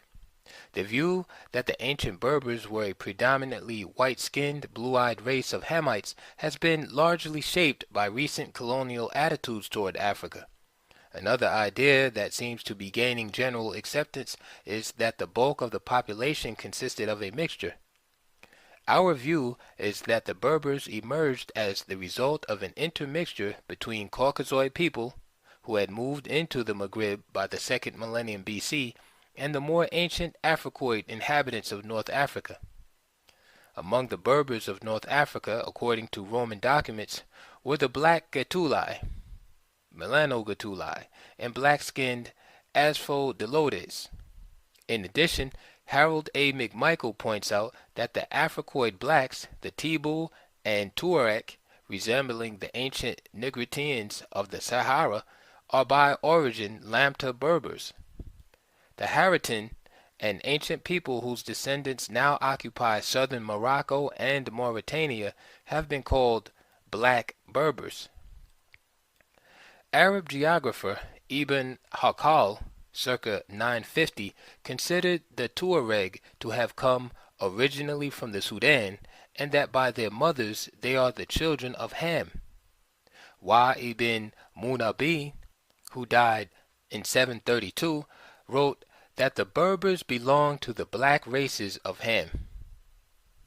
Uthman Amir ibn Bar al-Jaziz, 776 to 869, a brilliant black Muslim writer, in a significant work entitled The Superiority of the Blacks over the Whites, stated that among the blacks are counted the Sudanese, the Ethiopians, the Fezan, the Berbers, the Copts, the Nubians, the Zaghawa, the Moors. Included among the pastoral Berber clans were the Luwada, Zanata, Nafusa, Zuwaga, Mignasa, and Nafzawa. Among the more sedentary Berber clans were the Sanhaja, Mazmuda, Kutama, Gamara, and Hawara. Of the clans that were instrumental in the Muslim invasions and occupation of Spain were the Navza, Mazmuda, Luwata, Hawara, Sanata, Sanhaja, and Zugwaha. A Muslim scholar, while discussing the Berber women of the Sanhaja Confederation, wrote that their color is black, though some pale ones can be found among them. In the Romance of the Cid, Rodrigo Diaz de Bivar, with its graphic references to the Almoravids, we are further informed of the ethnicity of at least some Berber women. This group of women consisted of 300 Almoravid Amazons led by a black Moorish woman named Nugameth Turkiya. She appears in the Primera Crónica General of Alfonso X. El Sabio, King of Castile and Leon, 1252 to 1284. The Primera was completed about 1289 under his successor Sancho IV. The events are associated with the Almoravid siege of Valencia after the death of Cid. Nugameth Turkiya is the leader of the band of 300 Amazons. They are negresses. They have their heads shaven, leaving only a top knot. They are on a pilgrimage, and they are armed with Turkish bows. According to the text, King Bukhar ordered that black Moorish women to encamp nearest to the town with all her company. That Moorish woman was so shrewd a master archer with the Turkish bow that it was a wonder to behold, and for that reason the history says that the Moors called her in Arabic Nugameth Turkiya, which means Star of the Archers of Turkey. Far from being primitive savages, the accumulated evidence points to industry, commerce, and technical proficiency among the ancient Berbers. Among the products introduced by them into Spain were olives, wheat, figs, ambergris, and saffron. Dyes and garments from North Africa were also highly prized. These North Africans engaged in the mining of silver and iron, and traded in gold and coral with the Sudan. The term Saracen. While many scholars generally agree that the word Saracen is of Afro-Asiatic origin, it is far from certain that it means Easterner. The general belief is that the Saracens were originally nomadic tribes of the Arabian and Syrian deserts, early known as peoples who attacked the borders of the Roman Empire. Pliny the Elder, or Pliny the Naturalist, 23 to 79 AD, appears to have been the earliest author to mention the Saracens as a group of people.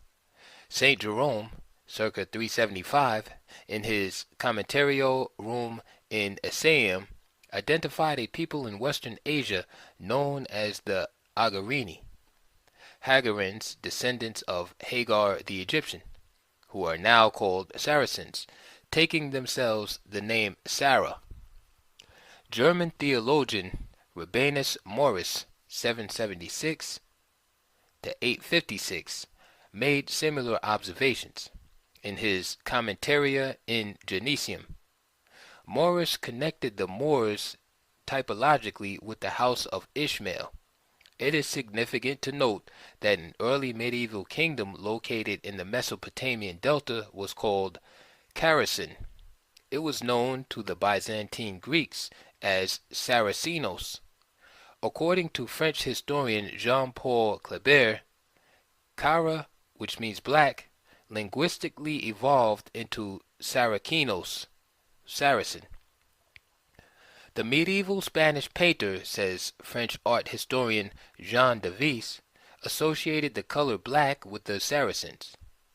Dorothy Mitalitsky, however, stresses that the people who contributed to the formation of what in the Middle Ages was known as Saracen culture were of the most varied ethnic origins. Saracens served a crucial public role, states Mitalitsky, political, military, and religious, and what is fanciful in them is emphasized for the purposes of patriotism, propaganda, and entertainment. It is in this context that the prominent position of confrontation between Christian knights and mighty, even gigantic black Saracen warriors emerges. The Song of Roland. The Song of Roland, circa 1100, the celebrated medieval epic poem, chronicles the 8th century Frankish invasion of northern Spain and describes the Saracens in detail. Sir Roland, the epic's hero, was allegedly the prefect of Brittany and a champion and gallant warrior in the army of the Carolingian Emperor Charlemagne. Roland is said to have perished while defending the rear guard of the Frankish army during the Battle of Roncesvalles on August 15, 778. As noted by H.T. Norris, the Song of Roland is particularly harsh in its abuse and racial hatred. The epic is alternately laced with contrasting images of the Saracens as vile and repulsive, dashing, lady-killing, beautifully arrayed in battle, and envied for their magnificent Arabian steeds. Fortunately, from Roland's epic encounter with the Saracens, we have an important window from which we can view both the pronounced Africoid element in the Saracen ranks and Christian Europe's sharp reaction to it. Citing the Saracen army, Sir Roland declares that at their head rides the Saracen Abysme. No worse criminal rides in that company, stained with the marks of his crimes and great treasons, lacking the faith in God, St. Mary's son, and he is black as melted pitch. In addition, the epic speaks of Ethiop, a cursed land indeed. The blackamoors from there are in his keep. Broad in the nose they are, and flat in ear. 50,000 and more in company. And then, to further highlight the racial identity of the army facing Roland, when Roland sees that unbelieving race, those hordes and hordes blacker than the blackest ink, no shred of white on them except their teeth. In an Italian palace in Treviso, dated to the late 14th century, there are vivid frescoes of the Song of Roland. One of these frescoes portrays the conversion and baptism of Occult, the Saracen, who is painted with black skin. Black Saracens, giants and mighty warriors. Representations of black Saracen giants in medieval literature began with Vernagu, found in the Pseudo-Turpin Chronicle of Charlemagne, dated to the early 14th century. The Roland and Vernagu describes a duel between the black as pitch Saracen, Vernagu, and the Christian knight, Roland. Another towering figure was Algofer, the Ethiopian giant of the Soudan of Babylon, whose skin was black and hard. It is said that this Adrugat of Ethiopia, he was a king of great strength. There was none such in Europe, so strong and so long in length. I thought he were a devil's son of Beelzebub's line. There is also the legendary fight between William of Orange, an 11th century Count of Poitiers, and Isor, a black Saracen giant. The portrayals of black Saracen giants in medieval literature thus reflects the realistic associations of tall Africans in Saracen armies. Blacks likewise appear as sea-roving Saracens in the early Viking sagas. For example, in the Orkneyinga saga, a 13th century Icelandic account of the Earls of Orkney, references are made to a great battle on the Mediterranean Sea between Vikings and black Saracens. It is stated that once both parties were aboard, there were fierce fighting, the people on the Dromund being Saracens, whom we call infidels of Muhammad, among them a good many black men who put up a strong resistance. The fighting qualities of the black Saracens must have been quite striking to the Earl of Orkney, who wrote, Erling, honored aimer of spears, eagerly advanced toward the vessel in victory. With hammers of blood, the black warriors, brave lads, we captured or killed, crimsoning our blades. Busy with this Dromond business, our blades we bloodied on the blacks. After sparing some of the captives, including their leader, these Vikings fell into the hands of more Saracens, who repaid them with similar generosity. Moorish militarism. The discussion of Moorish militarism begins distinctly with the ancient martial conflicts between Rome and Carthage. Moorish soldiers are mentioned as early as the expedition to Sicily in 406 BC and a revolt by certain Hanno, circa 350 BC, and the Roman invasion of Africa in 256 BC. They are similarly mentioned in Livy's account of the Second Punic War, 218 to 201 BC. In the bitter, prolonged, and increasingly desperate struggle for national independence and control of the western Mediterranean, the Carthaginians utilized Moorish troops as integral elements in all of their battle campaigns. With the Numidians, the Moors fought on the side of the Carthaginians against the Romans. These redoubtable Moorish warriors greatly aided the Carthaginians and were particularly beneficial to Hannibal Barca, the illustrious African general. Indeed, Hannibal, who had over 6,000 Moors at his disposal, suffered his only defeat when they were no longer available. Nevertheless, the destruction of Carthage in the Third Punic War, 150 to 146 BC, Rome became the supreme power in North Africa. In spite of Roman dominance, however, regional and national independence movements continued unceasingly.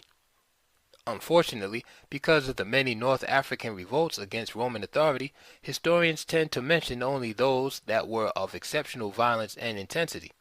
One such rising, known as the Jugurthine War, 112 to 105 BC, was initiated by the nationalist fervor of the North African patriot Jugurtha. Directing an unrelenting guerrilla war, Jugurtha became a formidable adversary to his enemies, inflicting embarrassing defeats upon the Roman legions. The wars of Jugurtha, writes Graham Webster, demonstrated the value of the nimble Moorish horsemen who Trajan later found so useful against the Dacians. During the Dacian Wars of Eastern Europe, 101 to 105, the Roman military relied heavily upon highly mobile units of Moorish cavalry. On a Roman column dedicated to the wars of Trajan in Dacia, there is a special relief devoted to a large body of galloping horsemen easily recognizable as Moors. They are depicted with tiered and plaited rolls of curled hair, short tunics, saddleless, with only a single bridle. Another work, dated to the same period, is a terracotta human head found in the Dacian city of Suevia, described by archaeologists as the head of a Negro or Moor. It is in many respects similar to the horse cavalry depicted on the Roman column. Black soldiers, specifically identified as Moors, were actively recruited by Rome and served tours of duty in Britain, France, Switzerland, Austria, Hungary, Poland, Romania, etc. An original brass military diploma, which dates from the middle of the 2nd century AD, mentions Moorish soldiers in Moesia, which is modern Serbia. Another military diploma of AD 158 speaks of Moorish soldiers from Africa and Dacia, or modern Romania, and also of auxiliary troops of the Dacian Moors. A Roman document, Notitia Dignatium, which dates from the beginning of the 5th century AD, mentions several Moorish battalions in the Balkans and the Moorish military colony Ad Moros, which was located on the Inn River near Vienna, in what is modern Bessarabia. There was a city called Moro Castrum. According to the document Notita Dignitatem, 2,500 to 5,000 Illyrian Moorish soldiers in 5 separate military units had served in the Near East. From this document, we must deduce that at the beginning of the 5th century, at least 100,000 descendants of Moors lived in Illyricum, which was located in the present-day Balkans. Regarding specific military men of Moorish extraction, there were several that served Rome honorably or had ancestors that participated in Rome's foreign wars. In 253, for example, after his departure, the governor of Lower Moesia, modern Serbia, M. Aemilius Aemilianus, a Moor born in Mauritania, succeeded in defeating the Goths and was proclaimed emperor by his troops. In another case, Xenophilus, consul of Numidia, boasts that, "My grandfather is a soldier. He had served in the Comitatus, for our family is of Moorish origin. To the Comitatus belonged the renowned Equites Moori, a black horse cavalry of North Africa. The Moors before the invasion of Spain. We should not lose sight of the fact that connections between North Africa and Spain were in existence centuries before the birth of Muhammad. It would not even be presumptuous to suggest that very early blood ties may have connected the regions. The fact that blacks had lived in some of the same Iberian regions later occupied by Islamic Moors suggests this. For example, the city of Osuna in southern Spain has yielded several archaeological works depicting blacks with tightly curled hair, which archaeologists have labeled Negroid. As long ago as 170, writes Duran, the Morai or Moors invaded Spain from Africa. Even earlier, according to Leroy, the Berbers of that region made incursions into Baetica, Spain. But the use of the term Berber perhaps camouflages the issue here. Regarding the same event, W. T. Arnold speaks of Moorish incursions in Baetica as early as the 1st century. Interestingly enough, many of these Moors were Christians. During the 6th century, the Byzantine historian Procopius and the Latin poet Corippus compiled precious documents regarding the Moors in post-Roman North Africa. During this period, the dominance of the Vandals, the Germanic tribes who had invaded North Africa in 429 and seized several provinces, including Mauritania, was challenged politically and militarily. In providing a veritable war correspondence view, Procopius chronicled the ferocious assaults and ultimate victories of the Moorish rebels. This is recorded in his volume, appropriately entitled The Wars. When the Moors wrested Aurasium from the Vandals, not a single enemy had until now ever come there or so much as caused the barbarians to be afraid that they would come. And the Moors of that place also held the land west of Aurasium, a tract both extensive and fertile. And beyond these dwelt other nations of the Moors, who were ruled by the Ortayas. This statement shows that the Moors were not only perceived by Procopius as numerically significant, but demonstrates that they occupy an extensive portion of northwest Africa. During this same period, Byzantine arms began moving into Africa. With them came strong efforts to renew the grip of Roman dominance. The Emperor Justinian sent in General Johannes Troglita to quell the challenge to Byzantine authority, but was forced to face a full-scale war.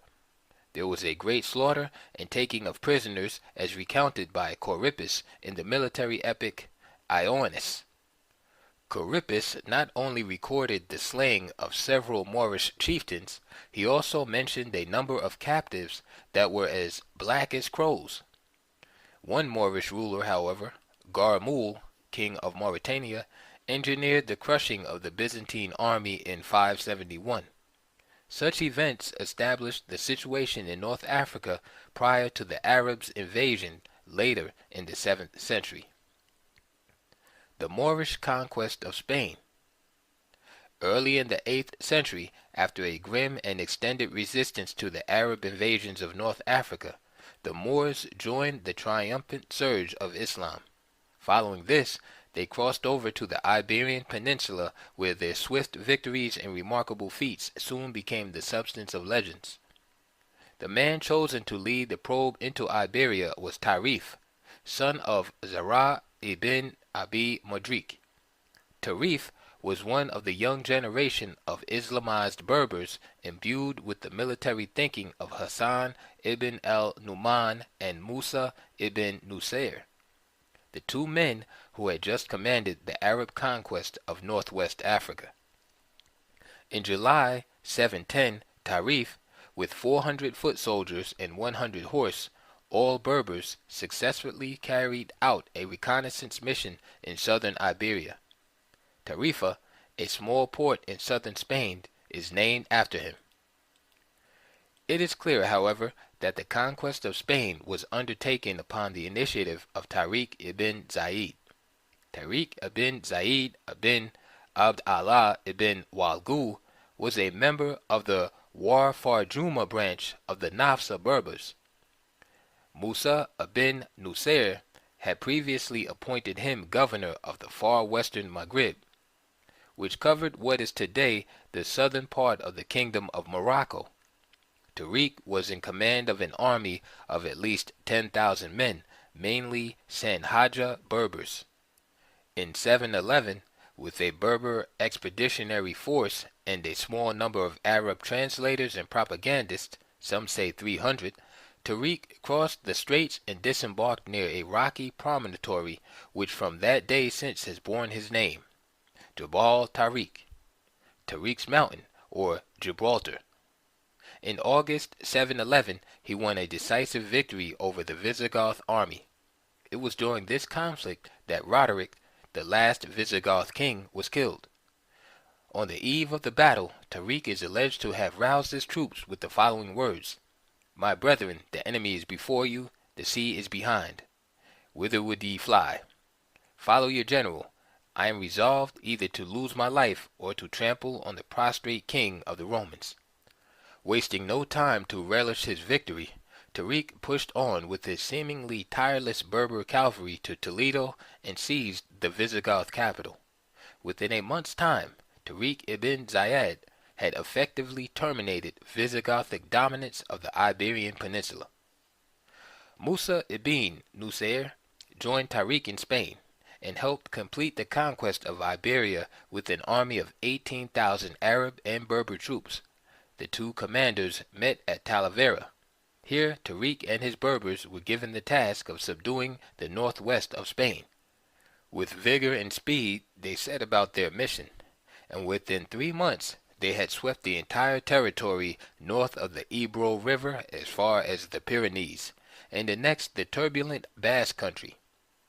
There they left a small detachment of men under Munusa, a Berber lieutenant who was later to play a decisive role in the Muslim campaigns in southern France. In the aftermath of these brilliant struggles, Berbers by the thousands flooded into the Iberian Peninsula. So eager were they to come that some are said to have floated over on tree trunks.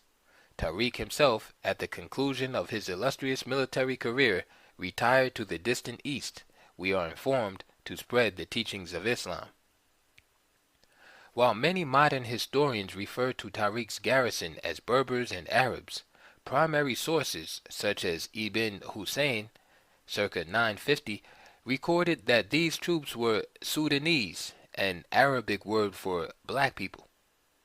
Arab writers Ibn Hayyans and Ibn al-Athir, 1160 to 1234, the authors of Dakir Bilad al-Andalus and the Akbar Majmu'ah, respectively, both refer to Tariq's invading force. The author of Dakir Bilad al-Andalus specifically refers to a force of at least 700 Sudanese in Tariq's garrison. This suggests that some modern writers have attempted to place an artificial wedge between these early Berbers and blacks. References to these blacks have so puzzled some modern scholars that there have been vain attempts to explain away and discredit their very existence. For example, Norris writes, "When some of the accounts tell of Negroes in Tariq's army, that army which ascended the rock of Gibraltar with its pack beast, built a wall for defense, and mastered the plain of Algeciras, then it is improbable that they were Nubians or Ethiopians." In discussing the status of these blacks, Taha suggests that they were probably slaves. An Arab legend describes these blacks as pseudo-cannibals. The Sudanese blacks took captive of the Goths.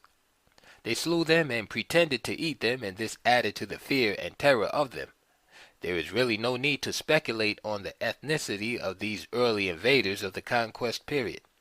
Primarily Christian sources relating to the conquest, particularly the Primera Crónica General of Alfonso X, make the following observation on the Moors. Their faces were as black as pitch. The handsomest among them was as black as a cooking pot. With the conquest and settlement of Spain, the Arabs developed patterns of racial bias toward the Berbers. This bias, sometimes blatant and other times more subtle, manifested itself in various ways, including disproportionate tax assessments and poor land allotments. For example, after founding the Almohad dynasty, the Berber ruler Abd al-Mumin offered the Granadan post of able secretary to an Arab poet named Abu Ghaffar. Scheduled to work with al-Mumin's son, Abu Sa'id, the Arab poet hesitated. The Arab poet hesitated because the dark-skinned Berber seemed to him far below his own intellectual standards. This kind of attitude often led to hostile feelings, open rebellions, and shifting alliances between the Arab, Berber, and Christian factions of the Iberian Peninsula. In the 9th century, in order to achieve commercial dominance in the region, Muslim powers in Tunisia launched an invasion of Sicily. The conquest was facilitated by large and well-organized fleets coming from the east coast of Spain and the western Maghreb, and manned chiefly by Berbers. It began in 827 and ended 10 years later with the storming of Palermo. The occupation of Palermo was followed by the occupation of Messina in 842 and Syracuse in 878. In 937, Ibn Harkal noted that blacks were very common in Palermo. Regarding one of the city's main entrances, Harkal wrote that it was called the Bab es Sudan, or Gate of the Blacks, so named after its ebony-hued residents. Pope Leo III referred to these blacks variously as Moors, Agarini, and Saracens.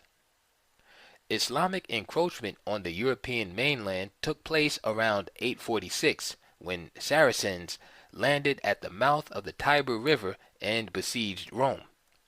Of this invasion, the German historian Hincmar, circa 875, wrote that the Arabs and Moors assaulted Rome on the Tiber, and when they laid waste to the Basilica of the Blessed Peter, the Prince of the Apostles, and carried off all the ornaments and treasures, with the very altar which was situated above the tomb of the famous Prince of Apostles, they occupied strongly a fortified hill 100 miles from the city.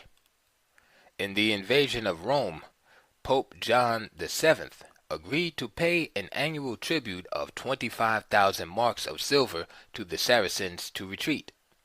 Frederick II, 1197 to 1250, of the Hohenstaufen dynasty, developed especially close relationships with the remaining blacks in Sicily and retained a Moorish chamberlain who was constantly in his presence. While admittedly breaking the Islamic power base, he also solicited the aid of the Moors from Palermo in his intense struggle with the papacy. After resettling conquered Muslims on the Italian mainland at Lucera, the monarch recruited an elite guard unit of 16,000 black troops. One of the independent sovereigns of Moorish descent with whom Frederick II came into contact with was Morabit, a name whose attachment may be found with the Sanhaja Berber tribes known as Morabit. Growing conflicts and rebellion against the expansionist policies of Frederick II eventually led to the death of Morabit. In 1239, however, another black man, Johannes Morris, attained a position of considerable authority at the Hohenstaufen royal court. In South Italy and Sicily, writes Paul Kaplan, dark-skinned Muslims had already been visible for several centuries. The Moorish occupation of Spain. Among the most substantial Berber groups to occupy Spain were the Hawara, Luwata, Nafza, Mazmuda, Mignasa, Zanata, and Sanhaja. Before participating in the 8th century invasion of Spain, the Hawara Berbers in Africa occupied the province of Tripolitania and the deserts of southern Tunisia. They worshipped the Libyan sun god Amun, who was depicted as a bull or ram. After the invasion of Spain, they settled in Cordoba and established a fortified city near Jaén. A wealthy group of Hawara also settled in Merida and Medellin. Abd al-Rahman ibn Musa al-Hawari was a judge in Esija during the reign of Abd al-Rahman III. The golden age of the Umayyad dynasty in Spain came during the 10th century. Under the reigns of Abd al-Rahman III, 912 to 61, and Hakam II, 961 to 76, the Umayyad dynasty established sovereignty over the most substantial portion of the Iberian Peninsula. At the pinnacle of the Umayyad dynasty, the great city of Cordoba possessed 200,000 residences, 600 mosques, and 900 public baths that were patronized by all social classes. Among his many accomplishments, Hakam II added 27 schools for the free instruction of the poor. It should be pointed out that, at least during this era of Islamic Spain, girls as well as boys went to school, and numerous Moorish women became prominent in the literary and artistic fields. Other Moorish women were involved in education, law, medicine, and library science. Both Tariq ibn Zayed and Abd al-Rahman I, the founder of the Umayyad dynasty in Spain in 756, are said to have belonged to the Nafza Berbers. In fact, one of the most important keys to Abd al-Rahman's success as a monarch was his recruitment, directly from Africa, of a well-trained army of more than 40,000 Berbers. Many of the Nafsa settled in Spain. Rich and numerous, the Nafsa Berbers of Osuna, Spain, became civic leaders, writers, and theologians. The Nafsa also constituted a significant part of the population of Takaruna. The Mazmuda Berbers were described as blacks by Abu Shammah in his Kitab al-Ravdatayan. They settled in several parts of Spain, including Moor, Cordoba, Valencia, Guadalajara, and Santander. Masmuda Berbers also settled in southern Portugal. Neither did wealth and prestige escape the Masmuda. The previously mentioned founder of the powerful Almohad dynasty, Abd al-Mumin, was a Masmuda Berber. Al-Kahina, circa 690, the woman who led the most determined resistance to the early Arab invasion of North Africa, was a Zenata Berber. With the invasion of Spain, many Zenatas settled near Seville in Sidonia, Alicante, Murcia, Guadalajara, and in the region of Saragossa. The Marinids, who in 1275 invaded Spain from Morocco and defeated Christian Castile, were Zenata Berbers. Zenata is written several ways in various texts. The Zenata used a Libyo-Berber script and spoke Zenaga, a Cushito-Hamitic language. This seems to be the basis for the name Senegal. The Zenata are also credited with having introduced the camel into the Maghreb. The Sanhaja Berbers of the Western Sahara were composed of both sedentary peoples and nomads. Included among the nomad Sanhaja were the Lamta and Lamtuna Berbers. The Sanhaja, known as the Mulath Thamun, people of the Veil, were responsible for the second significant Moorish invasion of Al-Andalus, the Arabic name for Islamic Spain. In 1095, the Sanhaja Berbers initiated the Almoravid dynasty. The Almoravid dynasty was called the Empire of the Two Shores. It lasted 100 years and stretched from the Senegal River in West Africa to the Ebro River in northern Spain. There has been much discussion and speculation about the Sanhaja face mufflers. In Islamic Spain, the veil was considered a privilege of the true Almoravids, and its wearing was forbidden to all but the Sanhaja.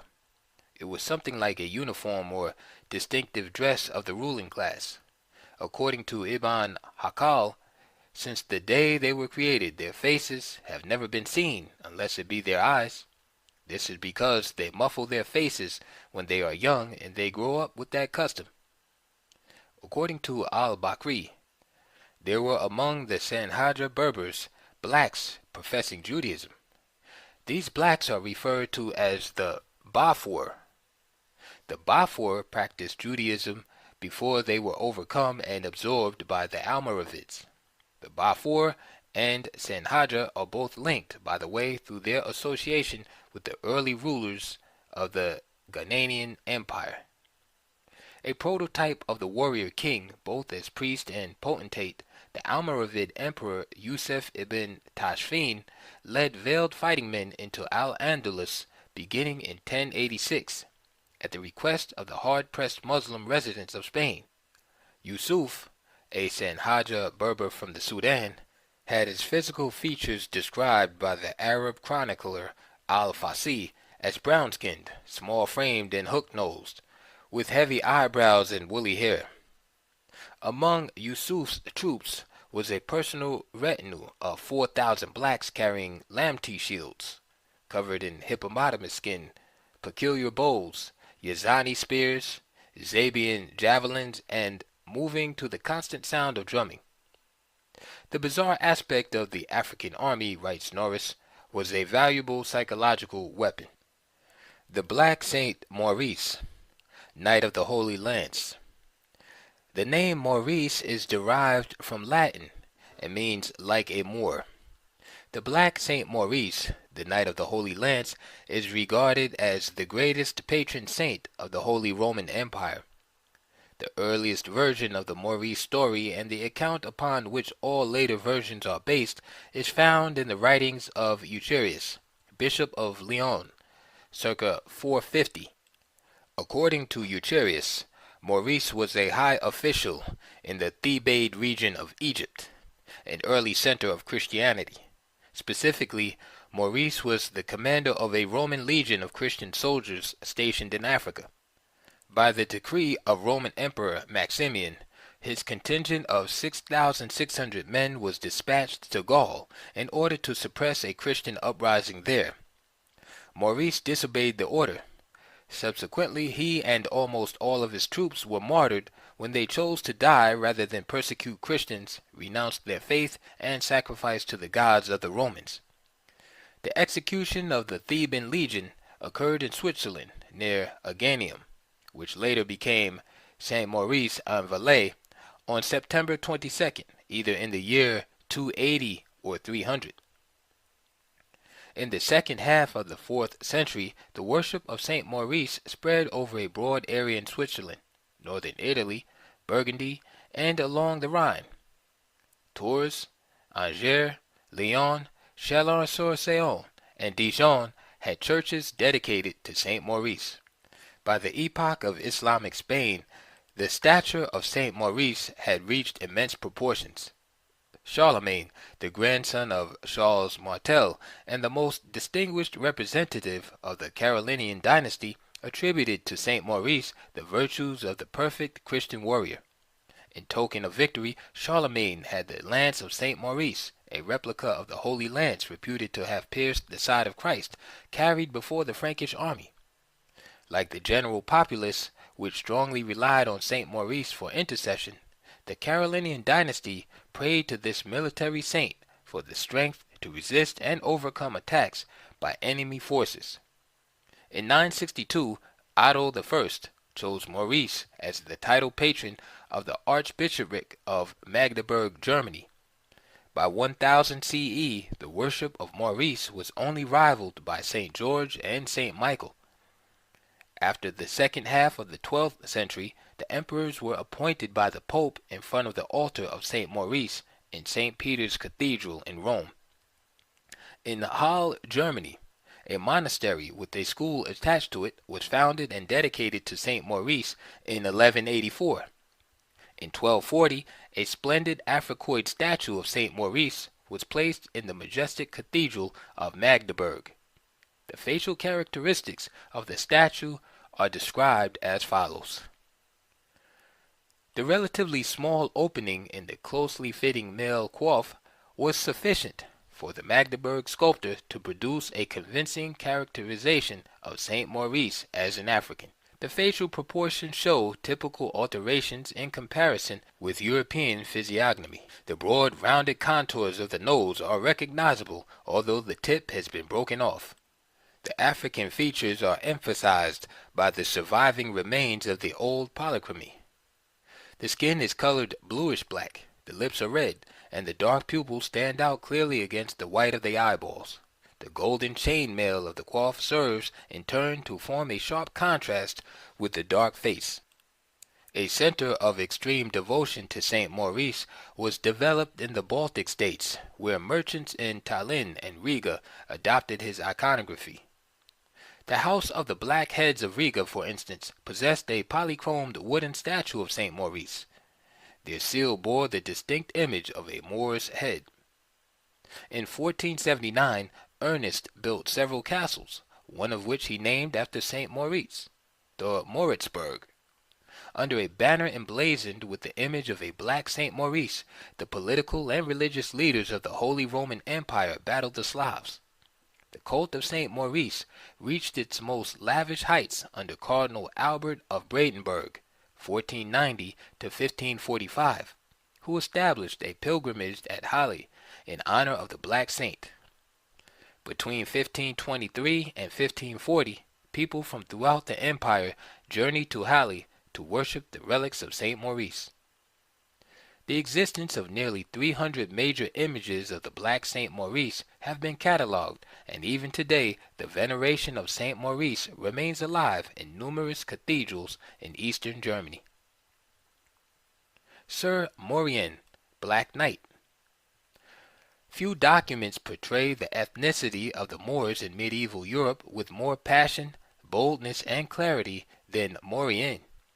Maurienne is a metrical romance rendered into English prose from the medieval Dutch version of the Lancelot. In the Lancelot, it occupies more than 5,000 lines and forms the ending of the first extant volume of that compilation. Neither the date of the original poem or the name of the author is known. The Dutch manuscript is dated to the beginning of the 14th century. The whole work is a translation, and apparently a very faithful translation of a French original. It is quite clear that the Dutch compiler understood his text well, and though possibly somewhat fettered by the requirement of turning prose into verse, he renders it with uncommon fidelity. Maurienne is the adventure of a splendidly heroic Moorish knight, possibly a Christian convert, supposed to have lived during the days of King Arthur and the Knights of the Round Table. Maurienne is described as follows. He was all black, even as I tell ye. His head, his body, and his hands were all black, saving only his teeth. His shield and his armor were even those of a Moor, and black as a raven. Initially in the adventure, Maurienne is simply called the Moor. He first challenges, then battles, and finally wins the unqualified respect and admiration of Sir Lancelot. In addition, Maurienne is extremely forthright and articulate. Sir Gawain, whose life was saved on the battlefield by Sir Maurienne, is stated to have hearkened and smiled at the Black Knight's speech. It is noted that Maurienne was as black as pitch. That was the fashion of his land. Moors are black as burnt brands. But in all that men would praise in a knight, was he fair after his kind. Though he were black, what was he the worse? And again, his teeth were white as chalk, otherwise was he altogether black.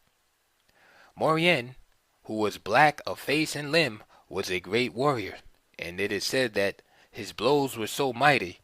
Did a spear fly towards him, to harm him, it troubled him no whit, but he smote it in twain as if it were a reed. Naught might endure before him. Ultimately and ironically, Maurienne came to personify all of the finest virtues of the knights of medieval Europe. According to Gerald Massey, Maurienne is said to have been the architect of Stonehenge. Now, as a Negro is still known as a Maurienne in English, may not this indicate that Maurienne belonged to the black race, the Cushite builders? It should be noted that for a very long period the Dutch language used Moor and Morian for black Africans. Among the Lorma community in modern Liberia, the name Morian is still prominent. The expulsion from Spain and the dispersal of the Moors. In Iberia, Christian pressures on the Moors grew irresistible. Finally, in 1492, Granada, the last important Muslim stronghold in Al-Andalus, was taken by the soldiers of King Ferdinand and Queen Isabella, and the Moors were expelled from Spain. In 1496, to appease Isabella, King Manuel of Portugal announced a royal decree banishing the Moors from that portion of the peninsula. The Spanish king Philip III expelled the remaining Moors by a special decree issued in 1609. Fully 3.5 million Moors, or Moriscos as their descendants were called, left Spain between 1492 and 1610. Over 1 million Moors settled in France. Others moved into Holland. A very curious story in the Netherlands is that of Zwarte Piet, Black Peter. By some accounts, Zwarte Piet, the companion to Sinterklaas, or Santa Claus, was a Moorish orphan boy whom Sinterklaas adopted and trained as his assistant. By 1507, there were numerous Moors at the court of King James IV of Scotland.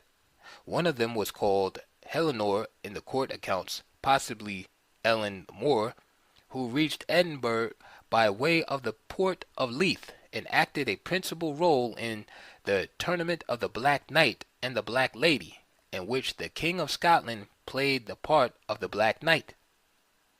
There were at least 2 other black women of the royal court who held positions of some status, and they are stated as having had maidservants dress them in expensive gowns. There is also a reference in 1569 to the payment of clothes for Niger the Moor. In 1596, Queen Elizabeth, highly distressed at the growing Moorish presence in England, wrote to the Lord Mayors of the major cities that there are of late divers blackamoors brought into this realm, of which kind of people there are already too many, considering how God hath blessed this land with great increase of people of our nation, as any country in the world. Her instructions were that these kind of people should be sent forth from the land. She repeated this later in the year, saying that these kind of people may be well spared in this realm, being so populous. Appendix: The African Presence in Early Arabia. A summary account of the Moors in antiquity would be incomplete without at least a brief overview of the African presence in early Arabia. The Arabian Peninsula, first inhabited more than 8,000 years ago, was early populated by blacks. Once dominant over the entire peninsula, the African presence in early Arabia is most clearly traceable through the Sabians. The Sabians were the first Arabians to step firmly within the realm of civilization. The southwestern corner of the peninsula was their early home. This area, which was known to the Romans as Arabia Felix, is today called Yemen. In antiquity, this region gave rise to a high degree of civilization because of the fertility of the soil, the growth of frankincense and myrrh, and the close proximity to the sea, and consequently its importance in the trade routes. The Sabians have even been called the Phoenicians of the southern seas. We hear of the Sabians in the 10th century BC through the fabled exploits of its semi-legendary queen. This woman had all the qualities of an exceptional monarch, and appears to have ruled over a wealthy domain embracing parts of both Africa and Arabia. She is known as Bilqis in the Quran, Makeda in the Kebra Nagast, and the Queen of Sheba in the Bible. The 3 of these documents provide a relatively clear picture of a highly developed state distinguished by the pronounced overall status of women. Bilqis Makeda was not an isolated phenomenon. Several times, in fact, do we hear of prominent women in Arabian history.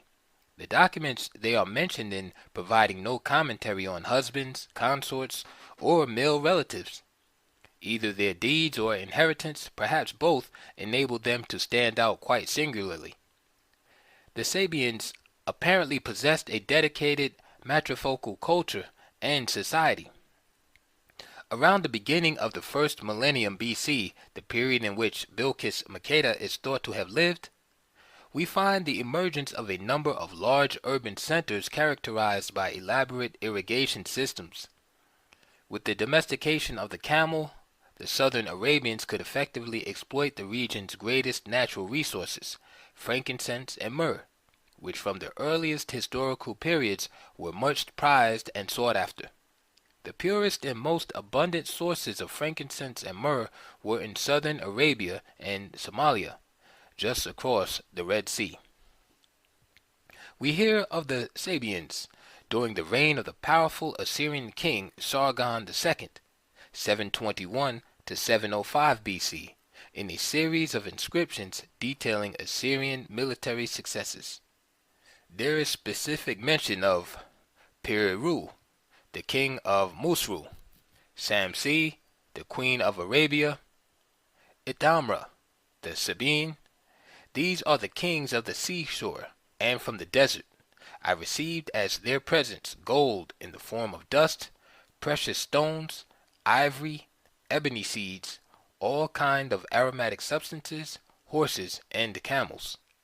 It was during the 7th century BC that the Sabian rulers became known as Mukaribs, priest kings.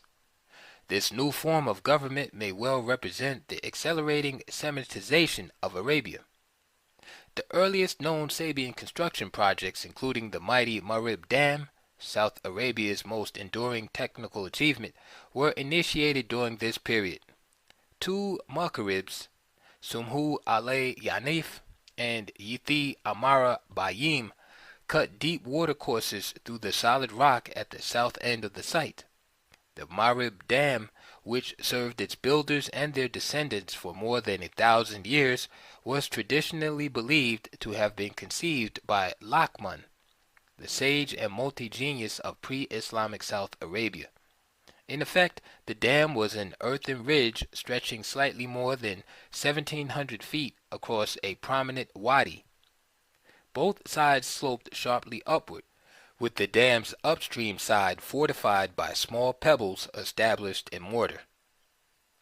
The Marib Dam was rebuilt several times by piling more earth and stone onto the existing structure. The last recorded height of the Marib Dam was slightly more than 45 feet. Although the Marib Dam has now practically disappeared, the huge sluice gates built into the rocky walls of the wadi are very well preserved. They continue to stand as silent but effective witnesses to the creative genius of the South Arabian people. When the periodic but powerful rains did come, the mechanism divided the onrushing waters into two channels, which ultimately sustained the area's inhabitants. Such was the force generated by the turbulent waters, however, that the Marib Dam was periodically washed out. Reconstruction was a formidable task.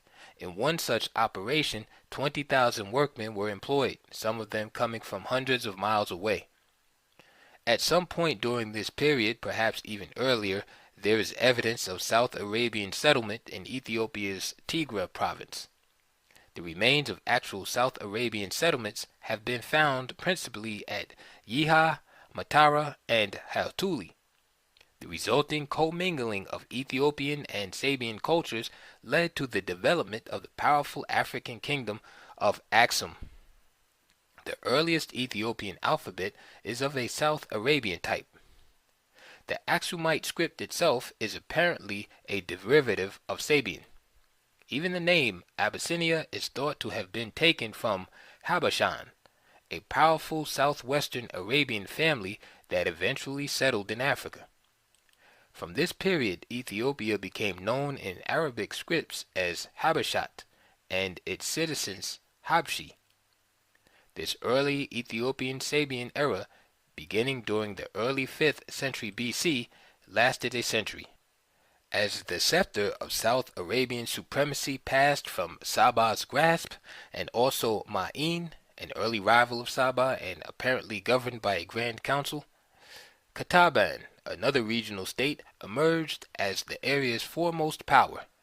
Timna, one of the more archaeologically explored sites in South Arabia, was Qataban's capital and its major urban center. Qataban reached its zenith around 60 BC, and right afterwards went into a period of rapid eclipse. The power in South Arabia then shifted back toward Saba in the west, albeit in a lesser form, and Hadramaut in the east, which occupied and destroyed Timna.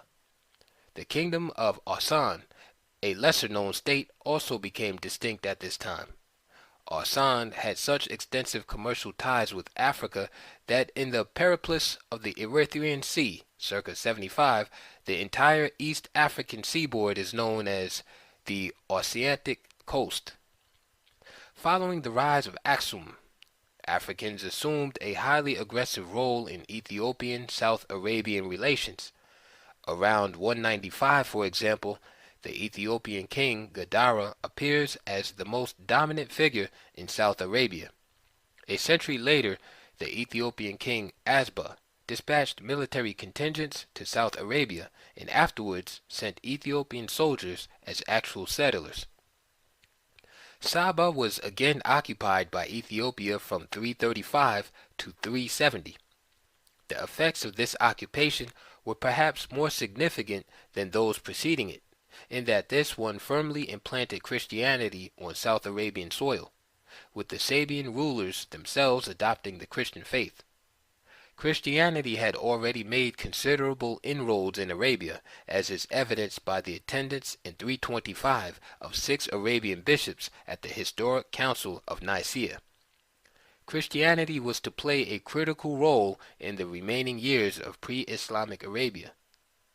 Initially, for example, the Christian Church suppressed the burning of incense during religious rituals by deeming it a pagan tradition and consequently an impediment to Christianity itself. After a brief resurgence of Sabian power under the leadership of Malik Karib Yuhaddin, South Arabia, which in addition to its Christian population had attracted large numbers of Jews, witnessed an increasingly antagonistic relationship between the two religions and their adherents. The result was a violent period of Christian persecutions and church burnings. This especially virulent epoch of Christian martyrdom provoked a strong response in Ethiopia, then headed by Ella Asbeha, known as a formidable advocate of Christian enlightenment. It is said, in fact, that a total of 7 different Christian saints lived under Ella Asbeha's generous patronage. In 524, a powerful coalition composed of the Eastern Roman Empire, Christian refugees from South Arabia, and the Kingdom of Aksum was organized for the specific purpose of invading South Arabia and unseating its ruling class. Byzantium supplied the ships, South Arabian refugees the advance guard, and the Aksumites the bulk of the fighting forces. The coalition soon achieved its goals, and in the Book of Himyarites and the martyrdom of Aretheus, we read of a decisive battle along the southern Arabian coast where the South Arabian king literally lost his head. After a period of 7 months, Ella Asbeha returned to Africa, leaving behind him a joint government of the South Arabian nobility and the Ethiopian military. This arrangement lasted until 532, when Abreha, a junior Ethiopian military officer, seized the South Arabian throne. The 3,000-man Ethiopian army sent to suppress the revolt quickly defected to Abreha. A second expeditionary force was rapidly and soundly smashed. Abreha's stunning success was apparently facilitated by the deep class contradictions within Ethiopian society, including the military, creating a base from which a junior officer could rise to become one of the major personalities in early Arabian history. Although officially acknowledging Ethiopia's overall supremacy, Abreha worked unceasingly to strengthen South Arabia's autonomy, helping extend its influence into the northern and central portions of the Arabian Peninsula. After his death in 558, Abreha's exploits were recorded and embellished in Arabian, Byzantine, and Ethiopian literature, and no history of pre-Islamic Arabia is complete without him. One of the most illustrious single figures in pre-Islamic Arabia was Antar, circa 525 to 615. Graham W. Irwin notes that there has always been a considerable population in Arabia of African origin. Perhaps the most famous of these people was Antara. He had an Arab father and an Ethiopian mother, and became in time the national hero of the Arabs. That's not too strong a statement. There was nobody to equal the valor and strength of Antara. He's rather like King Arthur in the English tradition, but in fact more important because he was a more historical figure. Before the advent of Islam, southern Arabia already possessed, as we have emphasized, large and influential Christian and Jewish communities. She also possessed the sacred Kaaba sanctuary with its black stone at Makkah. Makkah was considered a holy place and the destination of pilgrims long before Muhammad. At the same time, Alat, the Arabian goddess supreme, was worshipped at Taif, in Makkah's immediate proximity. Alat may have been regarded as the ultimate reality in female form. She was worshipped in the form of an immense, uncut block of granite, as firm as the earth she represented. The most solemn oaths were sworn to Alat, beginning with the words, "By the salt, by the fire, and by Alat, who is the greatest of all." Another significant Arabian deity, Du al-Shara, was represented by a quadrangular block of black stone. It was in this rich religious tradition that the Prophet Muhammad, who was to unite the whole of Arabia, was born. The seeds of Islam were already ripe, and Africa was instrumental in its growth. According to tradition, the first Muslim killed in battle was Murja, a black man. Another black man, Bilal, was such a pivotal figure in the development of Islam that he has been referred to as a third of the faith. Many of the earliest Muslim converts were Africans, and a number of the Muslim faithful sought refuge in Ethiopia because of Arabian hostility to Muhammad's teachings. 5 years after the proclamation of Islam, 615, a number of Muslims sought refuge in neighboring Ethiopia in order to escape the persecutions of the Qurayshites in Mecca. Their sojourn in Ethiopia greatly impressed these early Muslim migrants and influenced the future development of their new faith.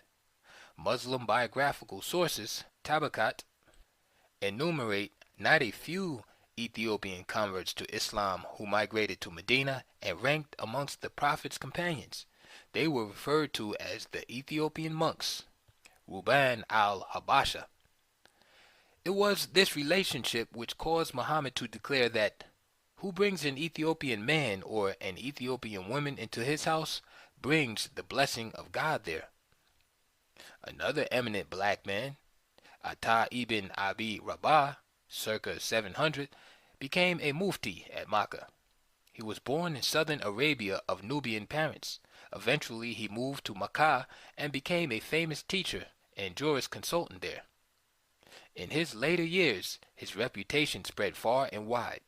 According to some accounts, including the brilliant black writer and historian Uthman Amir ibn Bar al-Jaziz, the Prophet Muhammad himself was partly of African lineage. According to al-Jahiz, the guardian of the sacred Kaaba, Abd al-Muttalib, fathered 10 lords, black as the night and magnificent. One of these men was Abdallah, the father of Muhammad. The end of Moors in Antiquity. Please support this channel by clicking on the links below. The Empire of the Moors by John G. Jackson. The Moors were people who lived in Morocco. That's the reason they called it that. The word Moor meant black. It meant black people. In ancient times, all Africans were called Ethiopians or Cushites, and in the Middle Ages, the Africans were called Moors. The word Moor literally means black, so the Moorish people were the black people. In medieval times, the name Moor was not restricted to the inhabitants of Morocco, but it was customary to refer to all Africans as Moors. The highly ambiguous word Negro had not yet been invented. The word Negro came up when the slave trade came in. In other words, you have a lot of little fish floating around in the ocean. They're little fish and they have various names, but if you put them in cans, they all become sardines. So when they put the black man in slavery, he became a Negro. We know from the contemporary records which have come down to us from the era of medieval Moorish supremacy that the Moors did not consider themselves as white men. The Moors in North Africa were converted to Islam during the 7th century. An army of 12,000 Africans was recruited and placed under the leadership of the Moorish general Tariq. Tarif was an officer in Tariq's army. He led the first expedition to Spain to find out what the Moors had to face. The army landed at a place later named Tarifa in honor of Tarif. He set up a custom house there. He found out that they had no serious opposition to face in Spain. Tarif and his small detachment plundered Algeciras and other towns and returned to Africa with their boats loaded with spoils. There was a kingdom of the Visigoths, the Western Goths. There was a Greek governor in a place called Ceuta on the African coast. The story is that Count Julian, the Greek governor, sent his daughter on a vacation to visit King Roderick, and he raped his daughter. Julian persuaded the Moors to invade Spain because he said it was unprotected. All they had to do was walk in and take it. General Tariq and his army landed on an isthmus between an encampment then called Mons Calpe and the continent of Europe. After that, Mons Calpe was renamed Gebel Tariq, the Hill of Tariq, or as we now call it, Gibraltar. Tariq's African army captured a number of Spanish towns near Gibraltar, among them Heraclea. Then he advanced northward into Andalusia.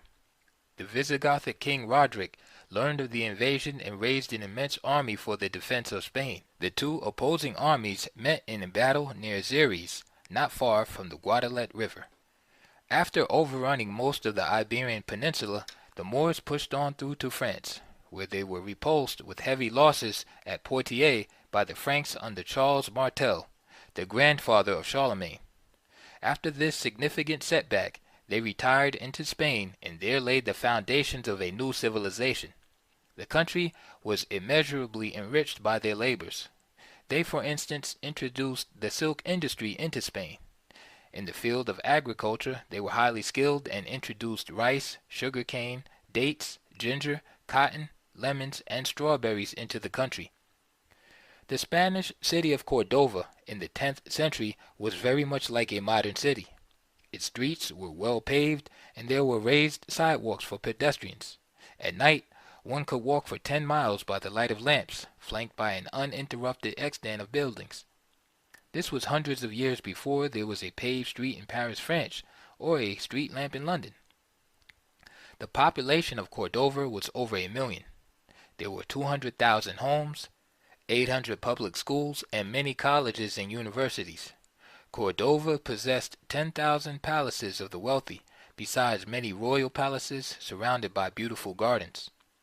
There were even 5,000 mills in Cordova at a time when there was not even one in the rest of Europe. There were also 900 public baths, beside a large number of private ones, at a time when the rest of Europe considered bathing as extremely sinful and to be avoided as much as possible. Cordova was also graced by a system of over 4,000 public markets. The Great Mosque of Cordova, another grand structure, had a scarlet and gold roof with 1,000 columns of porphyry and marble. It was lit by more than 200 silver chandeliers containing more than 1,000 silver lamps burning perfumed oil. The marvelous cities of Toledo, Seville, and Granada were rivals of Cordova in respect to grandeur and magnificence. According to de Fontenelle, the Moors of Granada, a small black people, burned by the sun, full of wit and fire, always in love, writing verse, fond of music, arranging festivals, dances, and tournaments every day. Education was universal in Moorish Spain, being given to the most humble, while in Christian Europe, 99% of the people were illiterate, and even kings could neither read nor write. You had Moorish women who were doctors and lawyers and professors, Jewish scholars studied under the Moors and then went to England and set up a scientific school at what later came to be Oxford University. The Moors furnished the knowledge and the Jews collected it. The Jews were intermediaries. The Moors and Christians were fighting each other, and the Jews formed a bridge between them. The Umayyad dynasty survived in Spain until 1031, but it was obviously in a state of decline by the year 1000. Abd-ur-Rahman III, one of the greatest of the Moorish monarchs, reigned for 50 years, 911 to 961, and both stabilized and expanded the territories of his dominions. The Moors were a very tolerant people. The Moorish rulers lived in sumptuous palaces, while the monarchs of Germany, France, and England dwelt in big barns with no windows and no chimneys, and with only a hole in the roof for the exit of smoke. In the year 1048, the Emir Yahya of Morocco visited Mecca. Here he met a religious reformer, Ibn Yasin, whom he persuaded to return home with him to teach his doctrines to the Moors.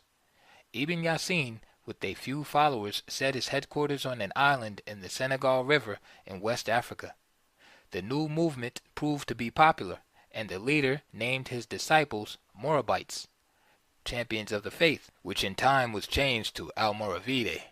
A crusade was urged by Ibn Yasin, the purpose of which to maintain the truth, to repress injustice, and to abolish all taxes not based on law. The leadership of the Almoravides, which started in Upper Senegal, was assumed by the Emir Yahya. After consolidating his position in southwestern Morocco, Yahya died in 1056 and was succeeded by his brother, Abu Bekr, who led his armies to further victories. Abu Bekr retired to southern Morocco and turned over the northern part of the country to his cousin, Yusuf Tachafin, who soon became the master of northwest Africa. In the year 1062, Yusuf laid the foundation of the town of Morocco with his own hands. By the year 1082, he had long been the supreme ruler of that portion of the world.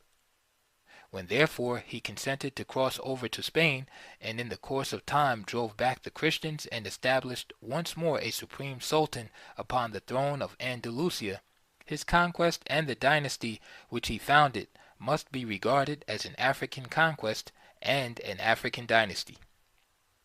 When Yusuf I crossed over to Europe, he was in command of an army of 15,000 men, armed mainly with swords and poniards. But his shock troops were a 6,000-strong detachment of Senegalese cavalrymen mounted on white Arabian horses, said to be fleet as the wind. Once in Spain, Yusuf was met by the chief rulers of Spain, the kings of Almeria, Badajoz, Granada, and Seville. The Moorish army, only 10,000 men in all, joined the African forces of Yusuf, and marched northward to join battle with King Alfonso VI, who headed a Christian army of 70,000. The opposing armies battled each other at Zalaka in October 1086, and at first the Christian host seemed to be winning. Al-Mutumed, leading the Muslims, had 3 horses killed under him, and, though wounded, kept his men in line until Yusuf came up with reinforcements and attacked the Christians from the rear. In the early part of the 12th century, another religious reformer, calling himself the Mahdi, appeared in Morocco. He named his followers Almohades, Unitarians. After the conquest of Morocco in 1147, when the last Almoravide king was dethroned and executed, the Almohades seized the reins of government and then invaded Europe. By 1150, they had defeated the Christian armies of Spain and placed an Almohade sovereign on the throne of Moorish Spain, and thus, for the second time, a purely African dynasty ruled over the most civilized portion of the Iberian Peninsula. Under a great line of Almohade kings, the splendor of Moorish Spain was not only maintained but enhanced, for they erected the Castile of Gibraltar in 1160 and began the building of the great mosque of Seville in 1183. The Giralda of Seville was originally an astronomical observatory constructed in 1196 under the supervision of the mathematician Geber. The Almoravides had established a Spanish court in Seville. The Almohades set up an African court in the city of Morocco, and Ibn Said in the 13th century describes Morocco as the Baghdad of the West, and says that under the early Almohade rulers the city enjoyed its greatest prosperity. In the early part of the 13th century, the Moorish power in Spain began to decline. Unfortunately, the Muslims, due to religious and political differences, began to split into factions and wage war among themselves. At the same time, the Christians of Europe, having absorbed the science and culture of the Moors, which enabled them to bring to an end the long night of the Dark Ages, began to form a united front in order to drive the Moors back into Africa.